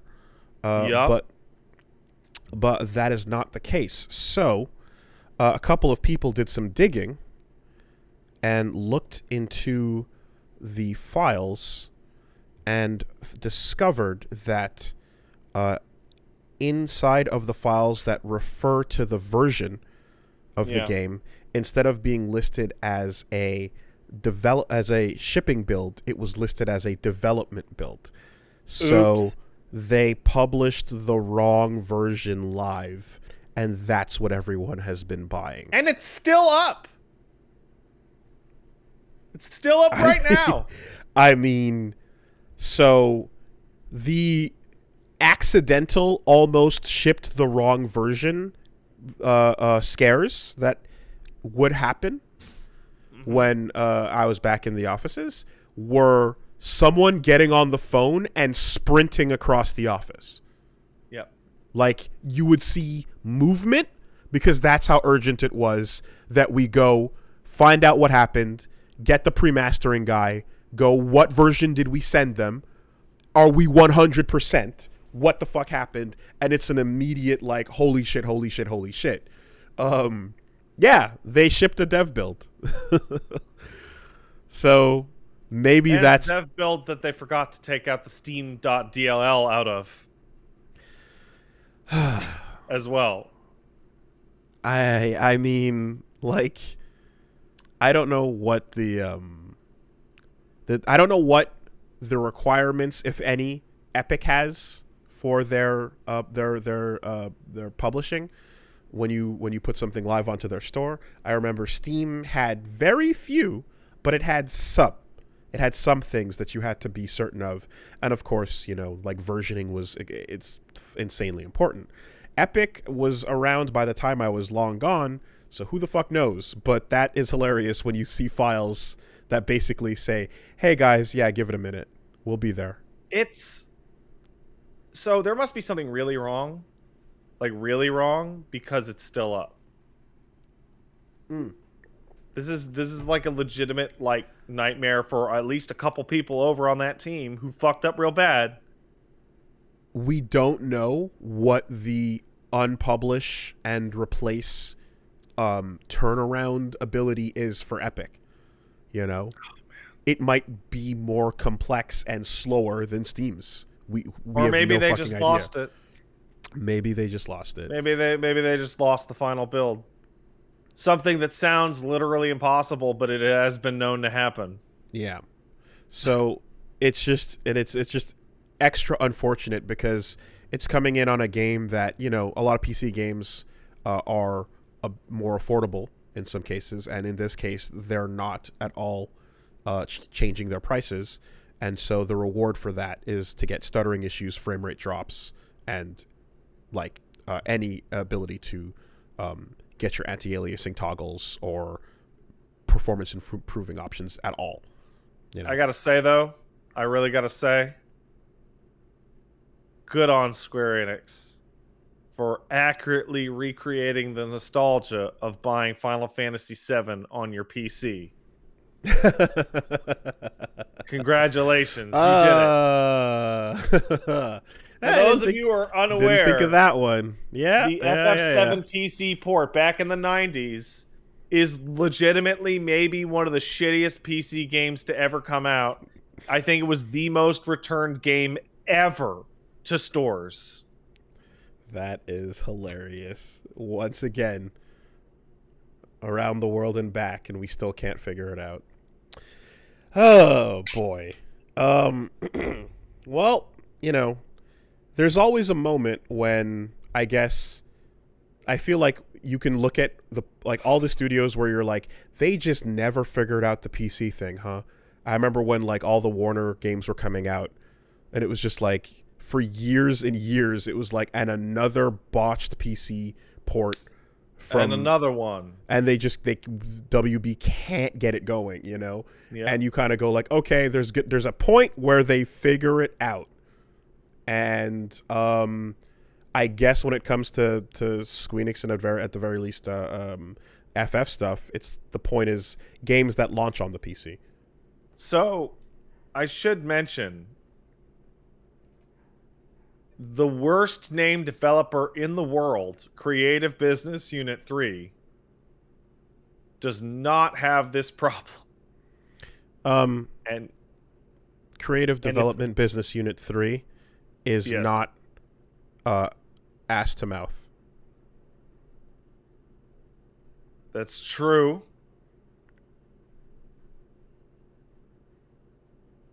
You're right. Okay. The second shittiest named development studio. Thank you. Does not have this issue, and that's probably why they're working on 16. Square Enix is such a weird fucking thing right now, because like you have the one studio that's doing everything right, and then like everything else is like throwing at a dartboard blindfolded. Like maybe it'll be rock solid, like FF7 Remake itself. Or maybe it won't be, like this fucking port. Like who knows? Who knows? What could it be? But they're not at that point where anybody can look at it and go like, yeah, they figured it out. They clearly have not. All right. Children, Behavior Interactive is a studio that renamed itself from A to M for obvious reasons. I think the only Japanese developer that I can say with confidence on all their PC ports, save maybe one or two, would probably be Capcom. Capcom PC games are pretty good. Monster Hunter World was a little rough, definitely, but I have strong suspicions that Rise will run really well. If anything, just because it's a Switch game, and your PC will be able to kill it. I mean, they had some shitty ports if you go back far enough. I've got a fucking copy of Super Turbo with, I think, a Nextech logo on it that you ran from DOS, and that's true. Woof. So hey, we can't give them a completely clean slate. It just depends on how far back you go. Street Fighter Cross Tekken did allow the wacky modding to eventually happen, so in the end, I say it's a wash. Anyways, so good job, Square Enix. There we go. You did it. A little earlier we mentioned it, but yeah. What's going on? It's just like being a big Final Fantasy XIV fan. Every time a different department of Square Enix wastes a shit ton of money, you always get super mad because you're like, "Why didn't you just give that to my guys?" The money could have went where I wanted it though. They know. Yeah. Well, the guys that I like their games, they know how to spend that fucking money. Well, that's an extension of the whole thing of like when a game comes out, you know, and you're like, well, basically like fucking Xenogears and whatever else that came out, where you're like, fuck you, FF8, you took money from this project. Yeah. Everything else releasing now is worse because you siphoned it. Anyway. Like when Dragon's Dogma 2 one day gets announced, people are going to be like, this is bullshit! This means there's no Devil May Cry 6 for another 45 years. That's true. Are you going to be that guy, Wooly? Which guy? Person who curses a new Dragon's Dogma because it means Devil May Cry 4, 5, 6 is far away now? No. I mean, maybe a little. Dragon's Dogma is just as good as Devil May Cry. Maybe a little. It's just as good. If there was a like development progress bar that we could see go backwards because Dragon's Dogma released, then maybe, you know, if we could go to a website and see it being unmade, the assets get deleted. Yeah.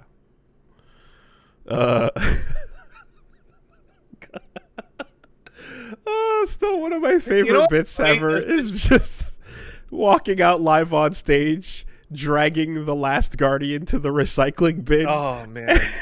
Emptying it, and then everyone just... So it's funny that like we make this joke, but that's one of the reasons why people quit working at Valve.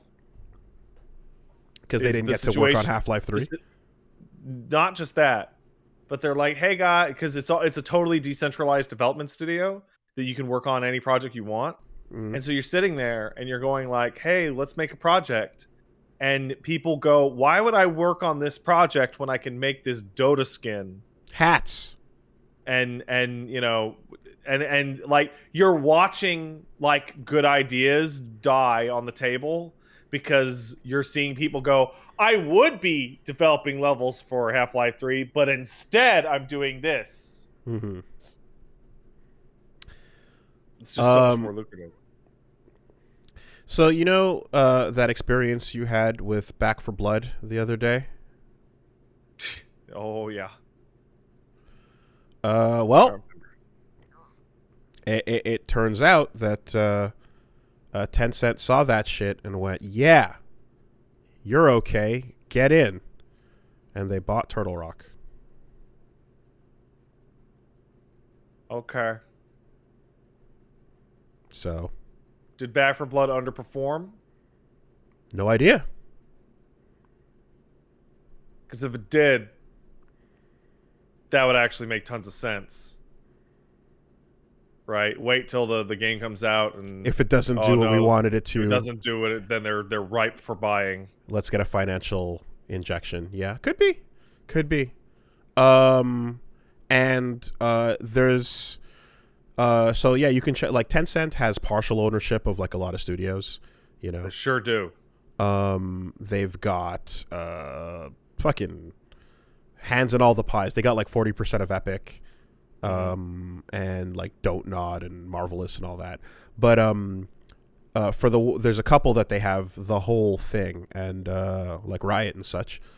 And yeah, Turtle Rock is 100% acquisition. So, yeah. That could be a reflection of the B4B performance. Get ready for Valorant 4 Blood in 7 years. Or just crossover events. Yeah, who knows?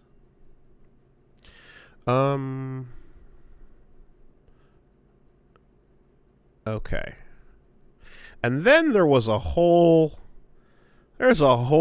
big old NFT arc that we are in, and you know, the thing with this, because there's always going to be stories, but I think there's an important takeaway, right? So individually, we can go into like stuff like we talked about Ubisoft Quartz. What else happened? We talked about Molyneux and his game, and so the details are going on about what they're going to be doing. And then the big one this week was S.T.A.L.K.E.R, who announced S.T.A.L.K.E.R 2 would feature NFT integration, followed by an attempt to explain it, followed by Andre the Giant .gif, where he's in the ring just going, wait, hold on, no. I feel like the NFT thing is perfectly summed up by like S.T.A.L.K.E.R saying, we're going to do NFTs in S.T.A.L.K.E.R 2. And like the blowback on that was like cataclysmic and uniform. Mm-hmm. And then they went, no, we'll explain it. Mm-hmm. Followed by a even larger blowback, which is, no, we understand. Mm-hmm. Don't treat us like we're stupid. Mm-hmm. Fuck. There's a special type of indignation and frustration that hits a person when somebody you're dealing with feels like if they just explain it to you more clearly, then you'll be on board, because the only way you wouldn't be on board with their really good idea is that you're too stupid to understand. So they just explain it in more and more childlike terms. And there's no way to get across to them like, no, I understood from minute one. Your idea sucks. As a fan of explaining things, I can say that this was a rough progression down the middle step where everyone was like, no, really, dude, like it's not what you that's not the deal, that's not the issue, right? So then eventually they walked it back entirely, and they said like, yeah, we're not including them in any way. But the notable thing is that when you see the way a studio like that handles it, it's reflective of their size, it's reflective of their corporate culture and their ability to like take on these kind of experimental integrations in the development process, because it's a completely different reaction from the way Yves Guillemot responded in a recent interview when they were talking about the Ubisoft Quartz integration. And the phrasing here is one of those things that I told you guys about it a long time ago, and here it is again. Planned outrage. So the quote specifically is, yes, according to them, Ubisoft co-founder said the backlash to the Quartz announcement was expected and likened it to the initial public outcry over previous new developments in the industry like DLC, microtransactions, and loot boxes. The implication seemed to be that NFTs would become similarly accepted over time. Some employees were concerned that the comparison, since even Ubisoft's microtransactions like XP boosters still regularly draw scrutiny from players. So, should mention, by the way, that Ubisoft is being crippled by a talent crash right now. They're having the biggest exodus of employees they've ever had in their entire company's history. I mean, a ton of these stories that are happening have a unique angle that is like, even the people who work there fucking hate this, right? Mm-hmm. That's what's been happening with a lot of these stories we've been talking about this year. And this one's no exception. When we first talked about the Star Wars microtransactions for Battlefront back in the day, and there was just like tons of people from not just people that are regular people, industry followers, not just people that are like hardcore, gamers and whatnot, people who are just Star Wars fans coming from the outside going, what the fuck, you want me to do what? The level of anger at what they were doing was huge. And then you find out that like, yeah, the plan is to shoot for the moon, and if you miss, at least you land among the stars. It's that sentiment in terms of how angry we can make you. If we start out with something that is guaranteed to have you flying off the handle, when we walk it back to a milquetoast version of what it was by comparison, it'll still be egregious, but you'll feel as if you can that we conceded a win to you.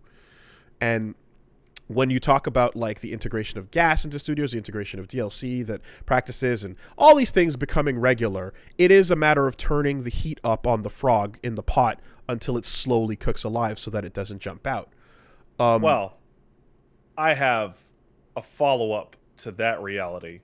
I have one too, actually. I think we may be thinking of the same one. Is it the numbers? It's the numbers. Yeah, so that's exactly it. But the important thing to understand here is that when you're S.T.A.L.K.E.R, you're not big enough of a studio to just factor in you're going to tank the hit of negativity and fight through it. And in the end, who cares? I don't care if you're angry at this. It'll be fine. Because S.T.A.L.K.E.R 2 is their game. It's their product. This is everything they're banking on this release, right? Ubi integrating their shit across multiple games, and knowing that there is a large audience of people who don't know or care to follow the news of their releases. They're just like, there's a large casual audience, basically are banking on the fact that, like, yeah, you'll get upset and then you'll stop caring. It'll just become the norm. And the same people who have been in the ears of all of these studios to integrate these ideas and that's been convincing them, for these larger places, they're basically doing the same thing they did with that DLC and going like, expect to take a hit to your reputation, but don't worry, you can survive it, and in the end it'll be fine. They'll tire themselves out. And it's okay, because we're going to make tons of money with these things. Of course. So, it'll be worth all of it. It'll pay off in the end, right? Like in a second. Okay, now here's what you have to also consider is what they're being promised, right? And when you really think about the board meetings that happen to discuss how you integrate these things, what they're being promised is so lucrative that they're being told they'd be foolish to not adopt this immediately. These things are selling for like 10 million a pop, dude. And the comparison, I don't even have to fucking be there to be a fly in the wall. I can tell you it's as simple as this. I don't even have to have worked there to understand, because I've met a middle manager in my life. The secondary market for video games, especially through businesses like GameStop, is insane. We've talked about the part where 90% of the money they make is by selling used copies of games. The idea that people in the games economy will sell things to each other and keep a perpetual thing going over the life cycle of a game is something that they've seen before and have actively tried to stop with things like codes to allow you to play online that you have to rebuy when you sell it to someone else. And all Didn't work, just hurt sales. Of course. What you're being told when you integrate something like Quartz is that because the ledger is kept, every transaction that someone makes towards someone else, you get a cut. Yeah. And a game studio being told that they get a cut of every secondary sale is too much money on the table for them to not be blinded by it. And then people who are selling those, they get a cut to the new people. And that's going to work as long as the NFTs become more popular and more people keep getting in and coming in and buying it and then getting their cut and then wanting to sell it to others, more, and then they get their, wait a second. It's almost too good to be true. So shout outs to... You're saying I'll make a lot of money buying from you as long as I find 5 people to sell to them, and then I'll get a cut from their 5 sales to each of them? If people did not get if they didn't get a cut at the top, this would not be a discussion for any of these companies or studios. It would never be a part of this, right? No. And then, of course, none of that also even has to go into the part where, again, whoever is touring and doing their, whoever's doing the meetings, that's again getting these companies involved, is also, of course, well aware of the fact that on the back end, the best way to get interest in your NFT is to simply front the money for it to somebody to buy it and then go, hey, look how much we sold it for, but it's a fake purchase because you just fronted all that money to them, and then they which inflate is the price stupid because artificially. you're doing it with a form of currency that tracks all transactions. No, but it can still. But if you find a buyer who you give the cash to, and then you can give them real money. Yes. Then you. The thing that actually matters. Yeah. Then that doesn't that doesn't get traced. So it's a fairly indistinguishable process to see who that buyer is, where that money came from, and whether or not. So it's cool. Game publishers are now getting into art-based money laundering via NFTs. That never went badly for anyone. So yeah, shout outs to Liz Edwards, who posted on Twitter that looking at the numbers here, how are the Ghost Recon NFTs doing? Looked at the third-party marketplaces for Quartz, and there seems to be 15 sales total, 0 in the last day on the site. Am I reading this correctly? And yeah, there's a posting of all the transactions, of which there have been 15 in total, and the total volume is $396 USD. Total. Now, okay, that's how much they made over the 15 people. However, the cost of minting NFTs can go anywhere from $70 to $100, depending on who's doing it for you. And they have minted some 2,256 of them. Okay. I'm just go with 2,200. Let's be generous. Times 70. Yep. No. Okay, hold on. 2,200 times 70 is approximately $154,000. Sick. Plus development time to actually create and test the assets, which unknown number, but it's definitely at least 2 people, right? Working on this for a week, at least 2 weeks. At least 2. All right. Okay, good hustle. Good business. It's good business. You paid approximately $150,000 to get bad press. And because these are marketplaces that you can track, you can continue to see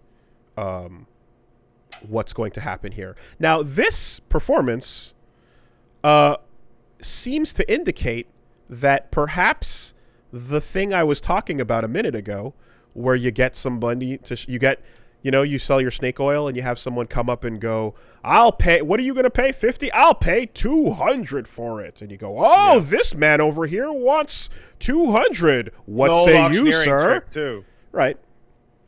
And that appears to not be happening because no one has waltzed into the Quartz slot and said, well, would you look at that?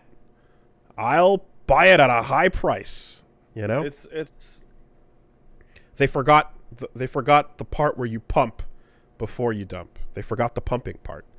The NFT stuff is like really depressing because like every now and then you see, like, I follow some accounts that screenshot Reddit and stuff like that. You see people that are just don't know what they're doing, think it's a smart idea, and blow like their family's life savings into it. It's just like, it's heartbreaking. And at the same time, the nature of it, true believer or scammer or what have you, it's a highly obfuscated multi-level marketing pyramid scheme, which means that the only way to make money is to sell it to others to make money off of them, which means everybody talking about that is like the loudest, most obnoxious motherfucker in the world. Just incessant, fucking awful, annoying shit. I mean, every single time you go, I think this might be a scam because it's a scam. It's always just well, you don't know enough about it, man. Let me tell you. Let me give you my seminar where I don't dispute a single goddamn thing you think or say. Is it a URL? Is it a URL? URL? It's a link to a server, and you own the receipt. So It's it's like, a well, do I own the it's a URL. do I own the item? No, you own the receipt to the item. Yeah. You know, somebody brought up a really fantastic analogy for this, which is, let's take like a Chanel purse, right? A Chanel purse has a certificate of authenticity because it's a fancy purse, and ladies like to know that it's not a knockoff, so they can show off that they have a real Chanel purse. Chanel purse can be a couple grand, right? And that certificate of authenticity is important if you plan to resell it. But if you have just the certificate of authenticity and no purse, who gives a shit what you're trying to sell? Naturally. Of course, that's why. Although that's like, despite the thriving of the right-click save as memes, people don't actually give a fuck. That doesn't. They laugh at that because to them they're like, yeah, but it doesn't have the certificate, so your stupid memes don't make any sense. You're all goofy. I think but the the idea of to that is like, yeah, the NFT bros and their Bored Apes and all that crap. Like, nobody wants your fucking hideous, ugly, computer-generated garbage avatar. so that's the. I mean, that's It's valueless. The other thing, like until you find the person that you sell it to, right? But yeah, at which point then it's all fucking worth it. So you keep the hype going until you do. But yeah, that's the other bit, is just like, you know, the quality of the thing is often exceedingly low to fucking worthless. And the ones that look like they've had more time spent on them, the ones that are like fancier CG environments where there's like actual 3D things happening, are just asset flips off of fucking the 3D site there. I forgot what it's called. But you literally just buy a Chadwick Boseman head and you put some sparkles on it, and it's like, oh, so like even that part, the stuff that looks like it might have taken time, it did not, because you put the exact amount of effort into that as you did into your Picru ape, you know?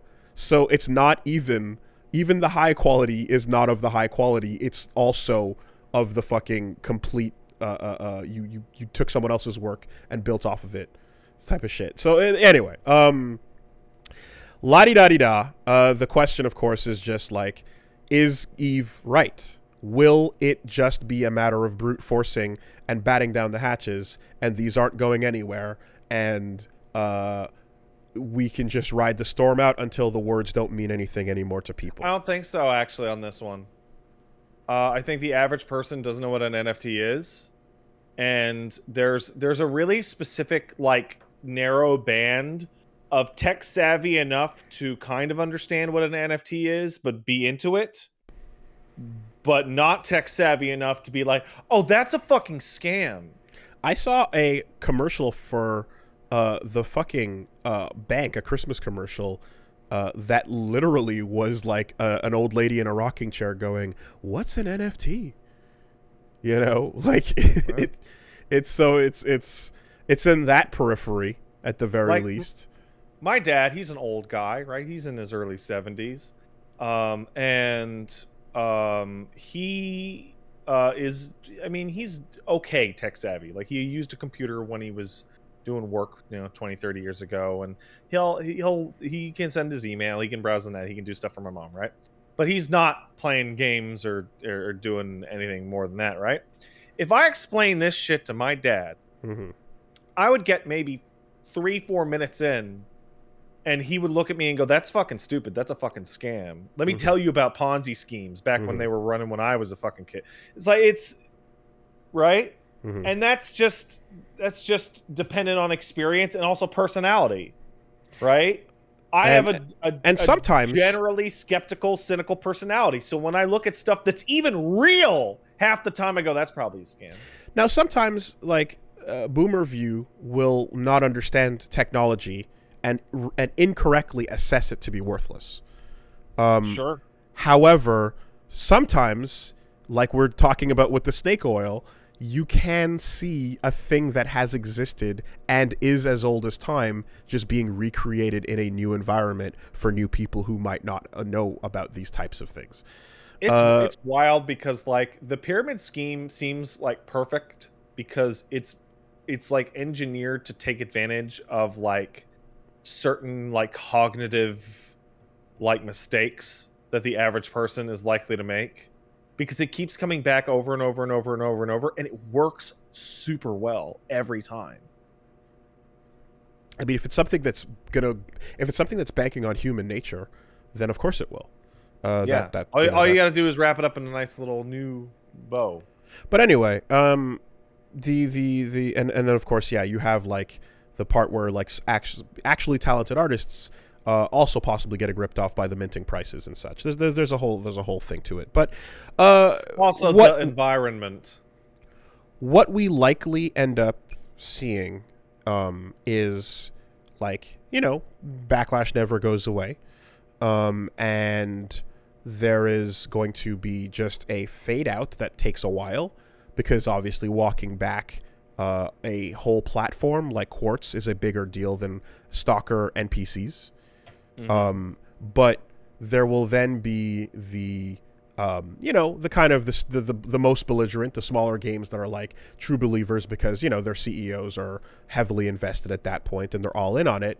But what I expect, it's hard to predict, but what I expect would be when the dust settles, there will be an existing group of games that exist just to serve that purpose.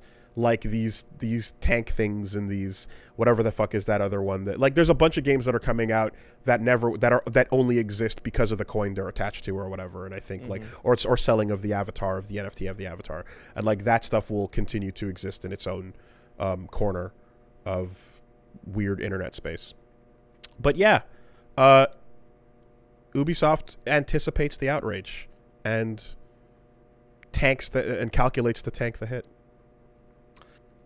So first of all, I don't think NFT games are ever going to become a thing, like or blockchain games or whatever. I don't think the math on it works. I just don't think it works. I'm of the opinion that all these companies announcing their blockchain games or NFT games they're just not going to come out. They're just not going to happen, as the money just doesn't work on it. Because the market for NFTs is so fucking actually awful. Like, it's this really small part of it's a subsection of crypto investors specifically, right? They're just really, really fucking loud.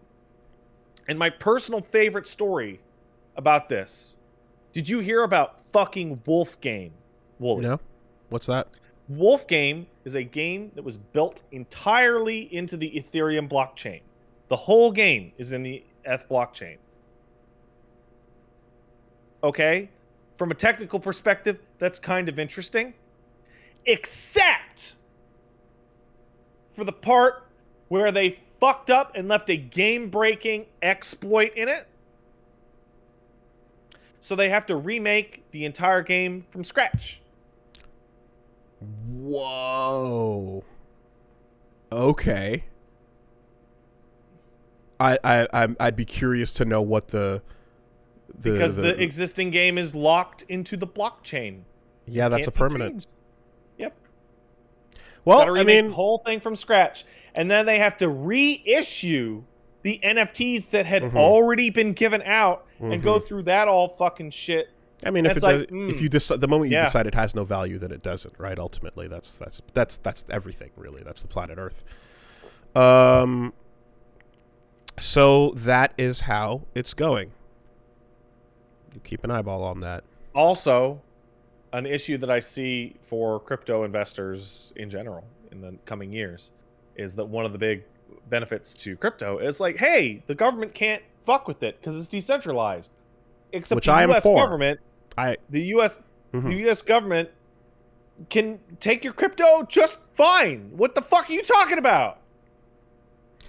Yeah, the IRS can take anything you have or want. What are you, crazy? Oh, they can show up and do their thing, and they're clearly building the infrastructure for that. Just this last year. Yeah, I think for the people who are looking for the part where it can't get taken, you're fucking insane, and good luck on your raft out at sea.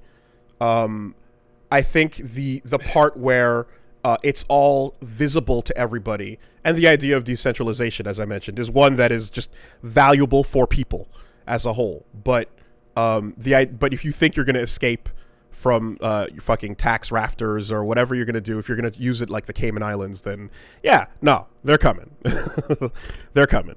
It's on the radar. It ain't going to last in that regard. Wolf game, yeah, I see that. Okay.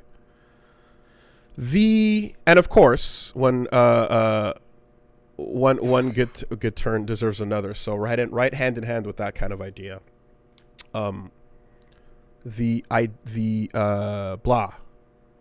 Other story, you talked about a couple of studios that you said had unions, didn't you?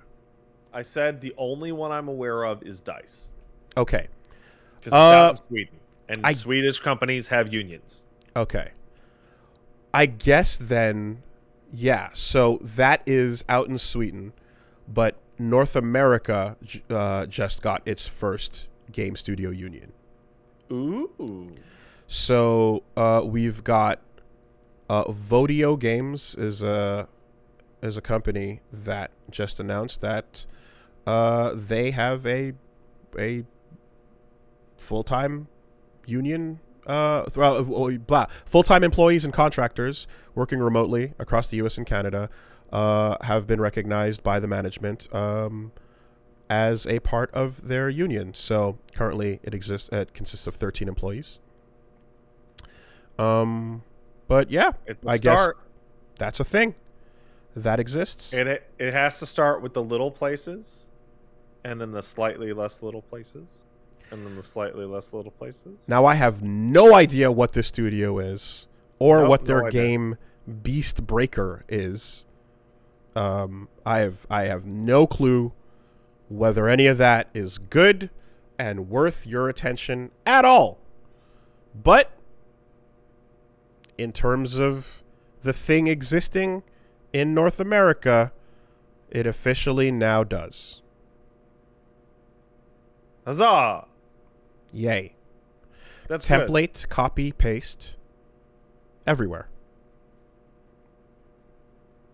Honestly, a studio out here is probably the most likely to get like a proper union. Canada, particularly Quebec, we've got a lot of unions. We've got a lot of game incentives for studios. Thus, we've got a lot of game industry people. Like when I worked at the grocery store, I had a union for cashiers and baggers and various other employees, and I fucking hated everyone that ran the union. But it was sick because it meant there was all sorts of bullshit my boss couldn't do. Mm. Like, they always voted up, like, better benefits for the old-time workers, right? The guys that have been there for 25 years. And that sucks shit. But it also meant that when the boss was, like, punch back in, you gotta clean these floors, and I'd be like, go fuck yourself. Right, like, nothing would happen. Or the infamous walking by the mall on your off day type shit. I feel like you were with me on one of those. I wasn't. But okay. But you've told like walking by, like, hey, get in here. No. Go to hell. Yeah. And of course, you know, meanwhile, like meanwhile, when you don't have this, you get the what's going on over with Kellogg's, right? Where I think, like, in some cases, literally, like, there's families that have worked there for like 3 generations. Yeah.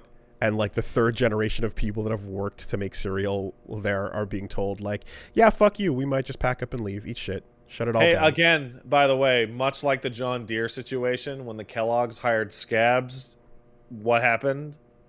Did the cereal kill people? No, but it was unclear as to whether or not it was intentional or not, but scabs caused, like, damage to the facilities. There you go. And, like, no cereal is getting out without the regular workers.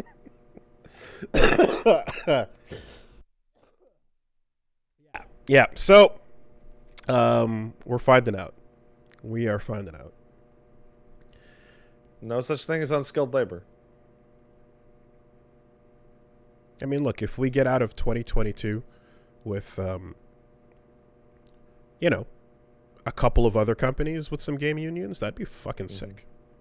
Hey, All I right. want to just hold up my hand, and this is not an endorsement of any particular crime or whatever, but if you happen to be a person who would be screamed at and maybe tomato bombed going into a factory as a scab only to like intentionally destroy or ruin equipment or shit in there, I could never endorse that, but you sound like you'd be pretty cool to hang out with. Don't do it! But if you did, it would be really cool, but don't. You will never make it past me, however, standing on top of the Kellogg's factory. Your body betrays your degeneracy. I also think that you gotta make it past fucking Measurehead to get into your cereal factory, bro. It ain't happening. I think those scabs are probably shitting up stuff intentionally, because did you hear what happened to the Kellogg's job forms? No. So they said, so everybody does their interviews online exclusively, not just because of COVID, but because it's easier to handle than in-person interviews, right? So they said that they just put up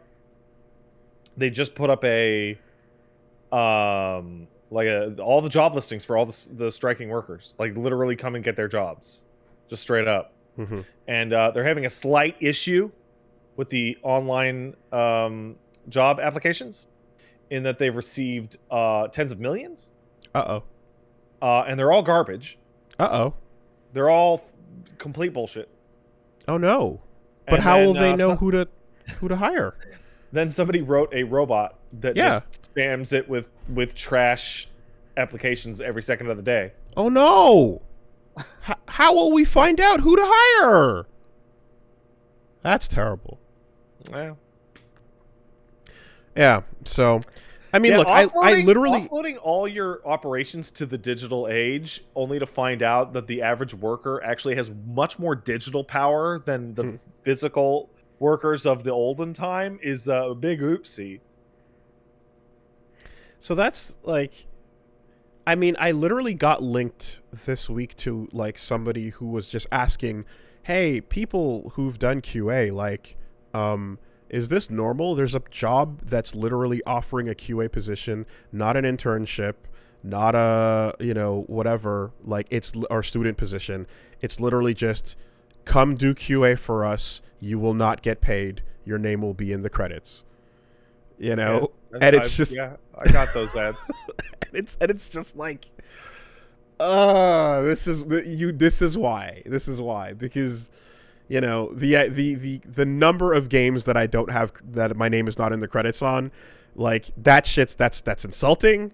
But of course there's always a lower rung to fall down in terms of like how little you respect your fucking team, you know? I gotta say, as for exposure.txt, QA, like I don't know how I would feel about the possible performance of the guy next to me that's just there to get their name in the credits and not getting paid. Might be questionable, huh? Like, how hard are they possibly gonna work? Especially during the most rote, boring test routes and test cases that you're running, when it's not have fun, do something interesting. It's fuck around with menu knobs for the whole day. And you'll get your name in the credits. Yeah, maybe you won't. Maybe you'll get what you pay for on that. You know? Maybe. But just the level of just open ass dumping on, you know, what you perceive to be the least important member of your team, you know, or not a member of the team at all for that matter. It's like, basically, you would have the play testers that you are just like people off the street. Hey, come and try this and see what it's like. And you're looking at your in-house fucking test team as a bare step above that. You know, so that's why that's why this needs to be figured out. I could only imagine, you know, how much it would make a lot of people I used to work with lives better if they had some fucking recognition in this regard. I can only imagine what would happen to certain studios if their QA departments got a union. Like, I feel like I can think of people that would just like lose their fucking minds. I don't think certain studios would be okay with losing that margin. There's a margin they're used to, they want it, and if there means there's going to be less coming in, then something else has to suffer. You know, the team would get cut in half. They'd be piling on like team leads who have to manage, you know, like let's say 15 to 20 people all doing tasks on a given project or whatever. Those leads will then be given like lead responsibilities as well as like the responsibilities of like 5 testers in one, you know? You know what? You know what this reminds me of? My pops used to work at the factory. My dad's so fucking blue collar. He went to the factory and worked every day for years and years and years. He built fucking he built copper rods for generators, for hydroelectric generators. Like, Damn. I went down to the factory. Me and my brother went to hang out with him. Factory. It was a fucking factory with a bunch of tired ass working men. That's working class as fuck. And he was working there for so long that they upgraded him to quality control, which is very important at a place like that. You got to constantly test the rods, make sure the rods conduct properly, that kind of thing. And it was him and the other guy, right? And Dad had the day shift, the other guy had the night shift, right? And they're the only guys qualified and have the experience to do this job. They're working at it. And then the other guy gets cancer. And he's out. He's not dead. He made it through, but he's out for a year, 2 years. And they look at my dad and they go, well, good luck. And that was his job from then on. Yep. That was it. Well, there you go. That's on you now. Are we going to... No. Nah, that's you. You can handle it. You know what you're doing. We can't be bothered. We can't get one of these kids in here. It's dangerous. They don't understand. We can't. There's nobody we can promote. And we got to find the time to... You know, look, I think times are tight right now. We all got to we got to tighten up our belts. You know, you can handle this. Yeah. Yeah, that's exactly what that looks like. The stress that got to my dad was that as quality control, he's the choke point for shit leaving the fucking door. Because he has to go, this batch is good, this batch is not good, etc. Right? And so it's like... It's all on you. He'd stay late and shit like that. It's like... It has to be on you. It just has to get done. Yeah. And then he had a bunch of heart attacks. Well, I was going to say, that has a time limit. That has a time limit, whether the person themselves knows it or not. There's an invisible time limit that starts once you have taken one of your units in your fucking God view of your company, and you've dragged and dropped like 5 extra tasks on their load. And then just let them stay there that way for as long as they can. Hey, would you believe it? When Dad had all those heart attacks and he was out for a couple of years, they were able to find somebody who could replace him. Uncanny. That's crazy, huh? It's fucking wild. Boy. Yeah. It's when push comes to shove is the saying. But it's like, no, it has to start at shove. There will be no movement. Yeah. Until it starts at shove. That's good. That's good. The union starts at shove. No, fucker. Beginning state, opening gambit, shove. Yeah. Have I ever told the story of when my dad got picked as the union rep without fucking signing up for it? I don't recall. So my dad was, and is, a great guy, and I love him very dearly, and he's a stand-up dude. And he got along with everybody on the floor. Everybody liked him. His management liked him. All his buddy, he was buddies with everybody on the floor. And unbeknownst to him, his buddies put his name in the fucking pot for the union rep to discuss the upcoming contract, and he won. And his buddies just came to him and told him, hey, buddy, we voted you up. You're gonna be because we all trust you. And he's like, fuck. Okay, well, he gets some perks. He gets extra pay for the duration of the negotiation, right? Because it counts as billable hours. It was the worst experience he'd ever had working at that job ever. Because he got to see like a dozen people who he liked turn into fucking pieces of shit around him to bribe him in any one of 10 directions. He learned that every person that he worked for in management was, if not scum themselves, was literally forced to become scum and offer him bribes because their boss told them to. Meanwhile, just get it done. Other guys in the union that he thought were cool were trying to get like privileges for them and their buddies, of course, etc. Yeah, no clip was activated and there was no going back. Like, he gained a bunch of weight because he was constantly being taken out to these fancy dinners. Of course.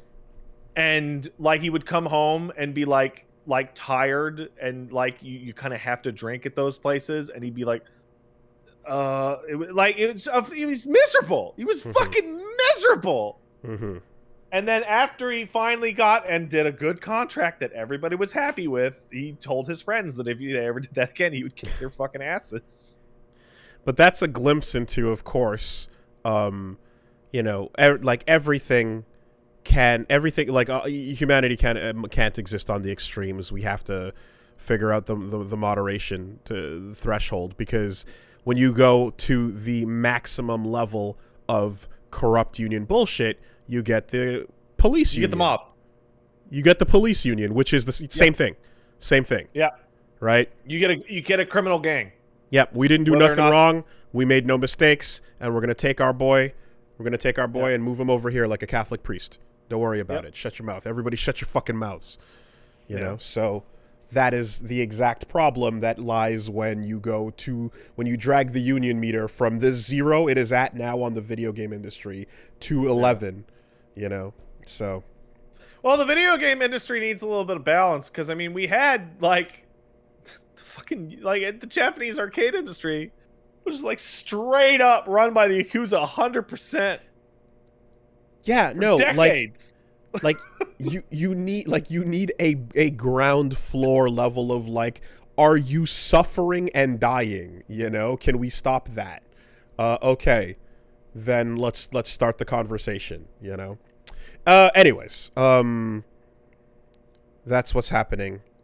It's funny because like some people are mentioning you just talked about police unions, and obviously when usually we talk about police unions, it's usually in the United States, as they have a bit more of a trouble than many other countries do. The police union out here, it does its best, but like it's always funny to see the cops in their red hats and their camo pants, because no matter how strong their union is, there's so many restrictions on what they actually can and can't do for their collective bargaining since the fucking nurse walkout in the 90s. So if you guys don't know this, but it's illegal for essential services to go on strike, and the penalties for going on strike are so extreme that it's never been done ever again. Every day that you take off, you are hit with a $10,000 reduction to your annual salary, and they delete a year of your seniority. Jesus Christ. Yeah. Because they're like, doctors, nurses, cops, firefighters, ambulance drivers, and public transit. Functioning society. Can't go on can't do it. And part of that is because of Murray Hill, because our cops did go on strike once. And the purge happened. Yes. You want to see what happens when your entire police force says fuck it for a day? Go check out the Murray Hill riots. You can read up about it on Wikipedia.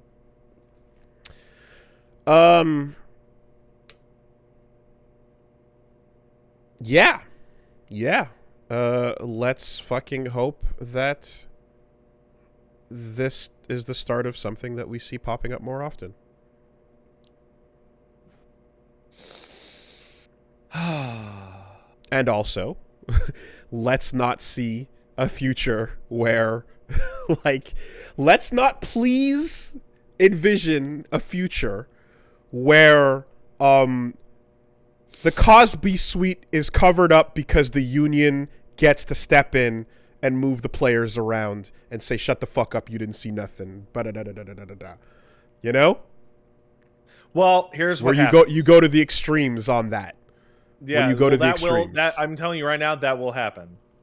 You will, and it will happen in a certain way. And what that way is that instead of the Cosby suite being covered up by management, it will be like, you can't fire Jimmy. He's got too much seniority. Yeah, the tenure. He's got 20 years. You got to fire him for cause. Can't be done. What cause is this? It's outside of work hours. Is there a conviction? No. Fuck off. Yeah. So that shit fucking sucks when that happens. That's huge gross. But not anywhere near as bad as the default state of fucking no protection or coverage whatsoever. Obviously. What can funny enough, there's a news story that popped up here where, remember the Game Dev Story? Yes, I do. It just got updated for the first time in 13 years. Nice. And that was a fun game. I enjoyed it. It's a little mindless, like, fucking, it's not a cow clicker, but it's like, it's a super basic thing where you have a studio and then you make games. That's a cool little management thing. Cool little management game. When I saw that update, I was hoping that all of the above subject matter would be in the update. Because how fun would that be? To just That'd be like, wild. We took Game Dev Story and added like all of these problems and potential issues with your studio. Your workers are talking about forming a union. Do you take them out for pizza? NFT guys want to take you out for pizza. What do you do? Yeah. But it doesn't seem like it's that. But it is just going to be a couple new features that are going to be updated on the Apple Arcade version. And it's if you want to get a taste of a completely fictional version of running a studio, because it's nowhere this happy or pleasant. That's true. That's true. If you want a rose-colored little video game that doesn't reflect the pains and suffering of a studio, you can check out Game Dev Story. It's pretty fun. Happy little studio, happy little games. Good times. Yeah, so, those were the big stories, but the only other thing, just a quick drop, was they announced that Android 21 lab coat is coming to Dragon Ball FighterZ. And that's hilarious because that's some pre-existing asset shit. Yep. But fuck it. The lab coat version of 21 is better than the boo-looking one. So I don't know about that, but she's pretty great. I think the human looks better. I like the human better. Some people might consider that a hot take, but I'm on board. Oh shit. The people are split. Yeah, people are split. The people are split. That's pretty interesting. I like 21, but I like her human form more. I would like some kind of announcement where she's like, and I've brought rollback, fuckers. I've been working on it in the lab. It is actually interesting because I didn't think this game was going to get any more characters. And she's not part of a season pass or anything. She's just like, here, another one. We took an existing model and gave it a moveset. It might actually. I tell you what, dude. If DBZ got rollback, I would play a bunch of DBZ. That's one of the games that all my anger from last week will just evaporate. Because when I played that game and it was good, it's so good. It's so good. Official rollback at the very least, because like a real video game as opposed to the unofficial. Yeah. So there you go. That's pretty much it. Um, let's take some letters. Hey, if you want to send in a letter, send it into castlesuperbeastmail@gmail.com. That's castlesuperbeastmail@gmail.com. Let me see. How many more Gokus do you think they'll add to Dragon Ball FighterZ if it gets rollback? I don't know how to... 3. Yeah. Here, let me see something. 3 more Gokus. All right. I don't know how to run a poll on Twitch, so I'm making one on Twitter. What's the poll? Android 21, lab coat. I'm pretty sure that poll is already going on Twitch right now. Oh. Then I don't see it. I think somebody did that. I don't see it. Well, you're blind. Can I see it? Hold on. No, my thing... My yeah, chat... it's right there. Best 21. My chat box doesn't show it. Yeah. Oh, It's 47 to 53 of Pink Boo Vormom versus Glasses Lab Coat Mom. 53 for lab coat? 46 to 54. Hey. 54 is Lab Coat. Okay. I mean, dude, like, I did say, like, when immediately we saw the waters part on that, like, it is people going both ways on it. Stop the count! Now everyone can be happy. That means they can run a team with both. Guys, obviously this means that both designs are pretty enjoyed. It's just one is clearly inferior to the other. That's all. It doesn't mean it's bad. It just means it's inferior. You're right, Wooly. If everyone in the popular vote decides that something is inferior, that makes it inferior. The electoral college has decided that the lab coat wins. Expand that out. The professional voter that represents your county has decided that the lab coat wins. Ugh. What's the problem?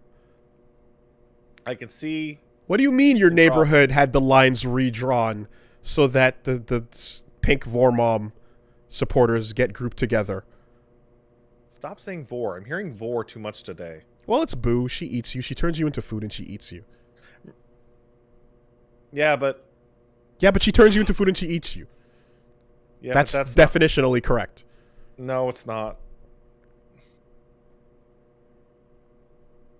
Vor has to include, like, you, like, struggling while being eaten.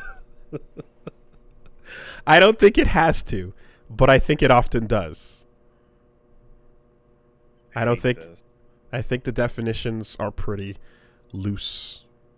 That's what I say. And you know what? I'll never find out. That's what I believe, and I'll never find out. Moving on. Being realistically, legitimately Vord seems like a not real thing that will happen. I don't think that'll happen. There are only a few creatures on the planet that can do that to you. Of course, a whale can do that to you. A hippo can't, actually. A hippo can do that to you, but they won't. That's not really Vor. Yeah, that should... No, that's... Please, let's get to an email. Alrighty. Please. So, we got one coming in from Joe who says, Merry Christmas, Chewie and Fuckface. During your discussion of Star Trek Resurgence, Pat mentioned that most Star Trek games suck, and the ideal genre is point-and-click adventure. Well, first 4X games also work well for Star Trek, and they made one back in the early 2000s, and it isn't on GOG. I think Telltale developers are the perfect people for a Starfleet game, but the reason Star Trek games suck is because people burnt out on Star Trek in the early aughts, and they're probably going to burn out on all the Star Trek they're making now. People making decisions are cowards who refuse to let anyone but the overexposed vanilla Starfleet have the spotlight. Starfleet's all about talking bullshit science, occasionally blowing things up when necessary, which is not where video game strengths are. He's right. If Viacom CBS's honor and courage were not small and flaccid, the obvious choice for a Star Trek video game protagonist would be Klingons. Not only are they all about kicking ass, which is what most developers want as bread and butter, but people on the subreddit have brought up the morality reputation system being based on an awesome, being awesome instead of being versus being practical, is way more interesting in the Federation being a super goody two shoes versus competence and pragmatism kind of way. I guess they're evil at least 50% of the time. Klingons can go from nobodies to captains, and fighting their commanding officers gives developers a perfect tutorial mission to make players go through before the obligatory flying through space. Yada, yada, yada. Hopefully, they'll realize this and make people want to play as aliens, because, man, the novels about a Klingon battlecruiser proved you could do Star Trek without Starfleet almost 20 years ago. Yeah, never forget that, like, God, who was it that owned the license for Star Trek Elite Force? Star Trek Elite Force was published by, who am I looking for? It's an id Tech 3 game, Raven Software, and Aspire Media, and Activision. So I believe I may not be remembering this correctly, but I do like the plaintiff. But so one of the reasons Star Trek sucks is that every fucking piece of shit that came out after the end of Deep Space Nine is complete garbage. And that's more than half of all Star Trek. And It was bad enough in the aughts that I want to say Activision sued Viacom. And the lawsuit was based off of, you sold us the Star Trek license for games, and then proceeded to make garbage Star Trek, therefore devaluing the license you sold to us. How do you qualitatively put that together in your suit? I don't think they won. You know? But, how do you put that together like, hey, you took a shit on the franchise after we spent big money on it? I don't think they won, but they were right. Interesting. That's like paying for. It's fucking incredible how bad Star Trek is now. It's wild. Do you think this person has a point? Every single person that made anything good is dead. They're just dead. Would something set with the Klingons be an obvious choice for a good game? Totally, absolutely, it'd be lit. You start as a crewman, and in a pivotal moment in the early game, you murder your captain to become the new captain, and you Mass Effect it up as a total asshole, and your fucking morality meter is honor. Right. So just a race of Sagats and Hanhars. Yep. Easy. Also, yeah, you could do a 4X game like that. It'd be super obvious. You probably mod like Endless Space to just fucking have Star Treks.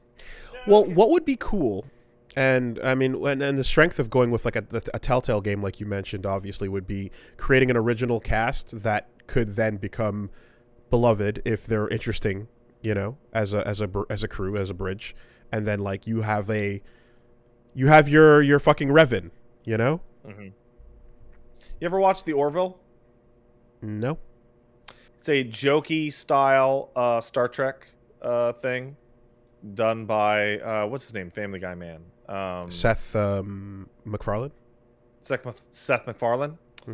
And The Orville is the best Star Trek thing that came out since Deep Space Nine.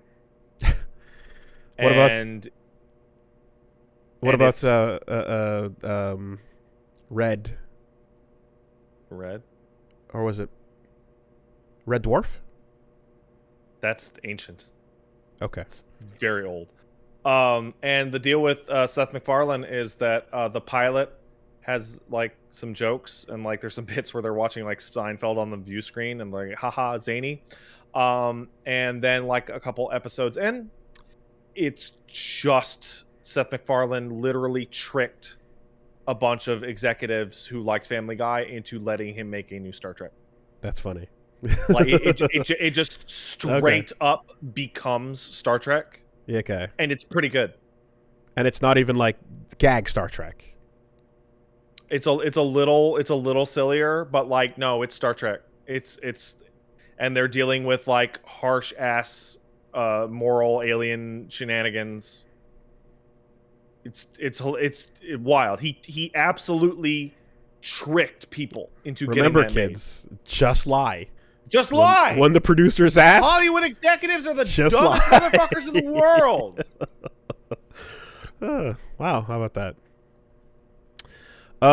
We got one coming in from MJC, who says, Dear Wooly, actually took a game off Daigo Madden, and Patrick, fighting games are the worst net loss in my life, Boyvin. Right up until DBZ or Ultimax gets rollback. In last week's episode, you guys briefly discussed Minot from SF5. Pat mentioned how frustrating it can be because the skill floor and the ceiling are the same, with Wooly mentioning that he'd never seen a bad Minot in the wild. Of course, the thing that came to mind when thinking of high-level Minot play is one of Japan's fighting game gods, 39-year-old Sakonoko, winning 2018's Taiwan FighterZ event with the most insane complex Minot combos without dropping a single game. It was fucking crazy. Just totally dominant, just like no one's touching him. However, the second thing that comes to mind was a random Minat versus Kami match on day one of EVO 2018. Quickly became apparent both players were new to the game. Highlights include full-screen raw spiral arrows that had a 50% success rate, a raw Minat super to win the first round, and neither player realizing that Kanzuki Beach is a banned stage, shaking hands after the first game because they didn't know it was 2 out of 3. The cherry on top was when Gamer B came to the stage afterwards. He discovered that neither player had bothered to disconnect their controllers, leaving the commentators to remark that the pair were still bodying players even after leaving the game. Oh, that's cute. Obviously, a new player with a Minat main needs to reach the skill ceiling of Street Fighter Basics before they can become the insane Minat player of Sako's caliber. It's easy to laugh at, but recalling the match got me thinking about other games with cool subsystems where the skill floor is also the ceiling, but where I dove headfirst into the system anyways. I'd see something in the game I'd never played before, and it looked super cool, like a long, flashy Marvel combo. Or Trimping? Am I getting that right? Trimping in Team Fortress 2? Sure. That relied on complex systems that I knew I couldn't understand as a new player. But where I was willing to get blown up because I just wanted to use the subsystem so badly. Have you ever seen a subsystem that was so cool you skipped over the basics because you wanted to do the cool stuff? Keep doing what you're doing. See me in P4U. Oh, it's coming. We're coming. So, when I started playing Day of Defeat, there was something that players that were much better than I were doing, and I couldn't figure it out for the longest time. And what it was is they were throwing their grenades, and their grenades were not hitting the ground and timing right. They were exploding in midair in your face. They were cooking and killing you. Yeah, except here's the thing: they were cooking them, right? The game doesn't have the ability to cook grenades. So I was like, "Fucking what?" Okay. But the game does have the ability to pick up other people's grenades and throw them back. So what it was in order to cook your grenade, you had to throw your grenade at the floor and then pick it back up and then time it as it is cooking on its own timer and then toss it. Right? Which made it way more dangerous, right? Because you could fuck up the timing, of course, and it just blows in your shit. And I was so much more interested in that than I was in learning how to shoot people that I just practiced that for like a week or two before I was able to get it. That is fucking raw. That is sick. It means in the beginning of a decent Day of Defeat match, what would happen is you would see everyone run forward and point their guns to the floor and all just throw down and pick up their own grenades. And then you'd hit like the dividing line on a map of symmetry. And then just both teams would just explode with all these well-timed grenades into the spots that you knew the people were going to be because of the map timers. Damn. And it would always be that no matter how many times you did it, there was always a risk that the angle you did it at was wrong. And instead of going directly in front of you, it would go a little bit to your right. And then the guy next to you would pick up your grenade, but that means his grenade is still on the sitting ground there. And it's great. It was absolutely great. I love that game. That's a cool high-tech solution to like a system that that you can just have a hold the button to cook. You know? It turns out hold the button to cook, while better is worse. It's not as fun. Well, that extra step adds some fucking swag to it. Yeah, no, there's a step there that like you have to fucking learn to do. That's interesting. That's cool. That's one of those legacy things where it'd be like there should be a benefit to doing it that way instead of cooking if you decided to, if your game can support it. There is a benefit. There's a legitimate benefit. Okay. The benefit is if you are surprised by an enemy around a corner, you drop the live grenade. Like if you come around a corner and somebody kills you, like from 1 foot away, grenade drops at your feet. It's happening. Okay. Revenge. Yeah. Yep. Revenge kill right away. You could totally also use this to suicide bomb people inside around corners. Which then I guess in turn becomes a when you ambush somebody, immediately get the fuck out in counterplay. The closest thing I can think of, because I'm sure there might be better examples, but because I'm the kind of person who also I feel like I'd be attracted by seeing some fucking cool ass, unintended thing. But when how's that Dante flying around? Yeah, exactly. And inertia. But what comes to mind is, because the thing is, we still had some Devil May Cry experience before that, though. Yeah. Which is why my brain didn't go there. But instead I was thinking of Titanfall. Advanced movement in Titanfall had me so fucking giddy that before I learned how to aim properly and even do the first-person shoot, I wanted to learn how to do the sick wall jumps and rides. Yeah, 100%. And all that shit that Skull was like training and practicing and giving me the tips on, like I was so enthralled by advanced movement in Titanfall 2. And I can't aim for shit.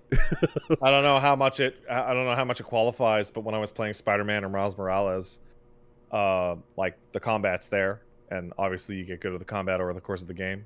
But like the first time I played Spidey-Man, as soon as I was out in the open world, I'm like, what if I just went and web swinged for like a half hour and just learned all the ins and outs of this web swinging? No, like when I get sniped out of mid-air in Titanfall, I don't hate it. You clap. I pop off. I'm like, ow! You fucking got me, and in the sickest way possible. I can't even remotely hate it, Damn. I mean, there's that clip of me stealing the battery at the end of the stream from the highlight video where I'm sneaking around the corner and I'm like, yeah, we got away with it. And then I just get fucking annihilated. I'm like, can't hate it. Gotta love it. It's too fun either way. That's a good email. Yeah. And last, let's take one over here from Edgar, who says, Dear Zangief Associates, I wanted to ask what your favorite starting weapon is in gaming. One that can easily be identified if you saw it, may even be a staple to the franchise, and you can even see yourself carrying through the whole game that you'll be getting tons of weapons with along the way. Mine would Lancer be... and Gears of War. Well, let me just get it. Mine would be Dead Space's Plasma Cutter. That's a good one. Because it gets right to the point of being a tool turned into a weapon while being the perfect theme for how you take down the enemies by cutting their limbs. Its very unique design and style makes it simple and easy to recognize at any convention you would see it at. Plasma Cutter is kind of probably the best answer, as the games even had achievements for beat the game using only the Plasma Cutter. And you would think that would be tough. Nope, it's not. It's more than good enough to carry you the whole game. So I don't know how much it counts, but I have one thought, which is the Red Queen. Simply because it's just like the funnest thing doesn't count. to You do. don't switch out Nero for different weapons. It's not like Dante, so yeah, it doesn't really count. So then I'm sure there's people out there that would say the Halo 1 pistol. I'm gonna say crowbar. I'm gonna say Half-Life crowbar. Half-Life crowbar. I couldn't believe how good it was. I was shocked at what happened when I held the button down, and it was unbelievably good as a melee weapon. Shout out to the knife in Resident Evil Code Veronica X and Resident Evil 2 Remake for both being completely fucked in different ways. Okay. There's a bug with the way in CVX the knife hits people in the knees specifically. It hits multiple times, so it's only supposed to hit one. Mm-hmm. So if you get good with the CVX knife, you can down a zombie with just the knife, 0 to death. Damn. Which is incredible. And the fucking knife's damage in Resident Evil 2 Remake is tied to your frame rate. Oh, another one of those DS2 style issues. So okay. You go up to like 120 FPS. You can like just walk up to Birkin and be like, fucking cut you, and they just drop. Okay. Yeah, okay, I guess I'll specify the Black Mesa crowbar because I don't know what the original was like then, but in Black Mesa, that motherfucker just... You just hold it and... You map it to a fucking scroll wheel. Oh my god, you don't even have to, though. You could just hold the button.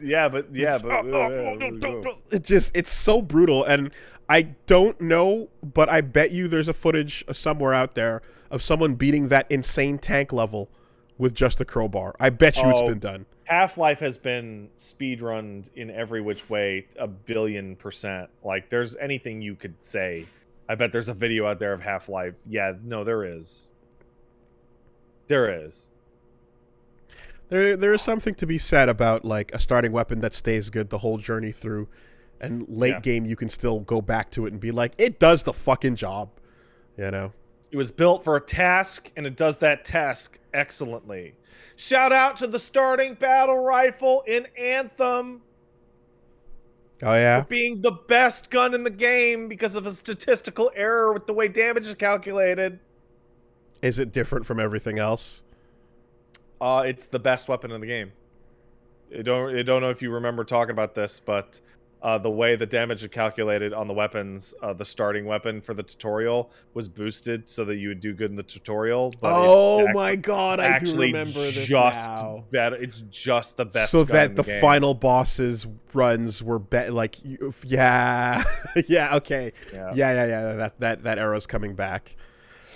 Jesus Christ. Yeah. All right, we got to get out of here because I'm gonna piss my pants. So I hope everybody has a good week. Feel free to piss away once we're done. But just, you know, keep it. What? Feel free to piss yourself as hard as you want to. Well, they not just on stream. Hit the button. I gotta empty this, man. Oh, he's holding on.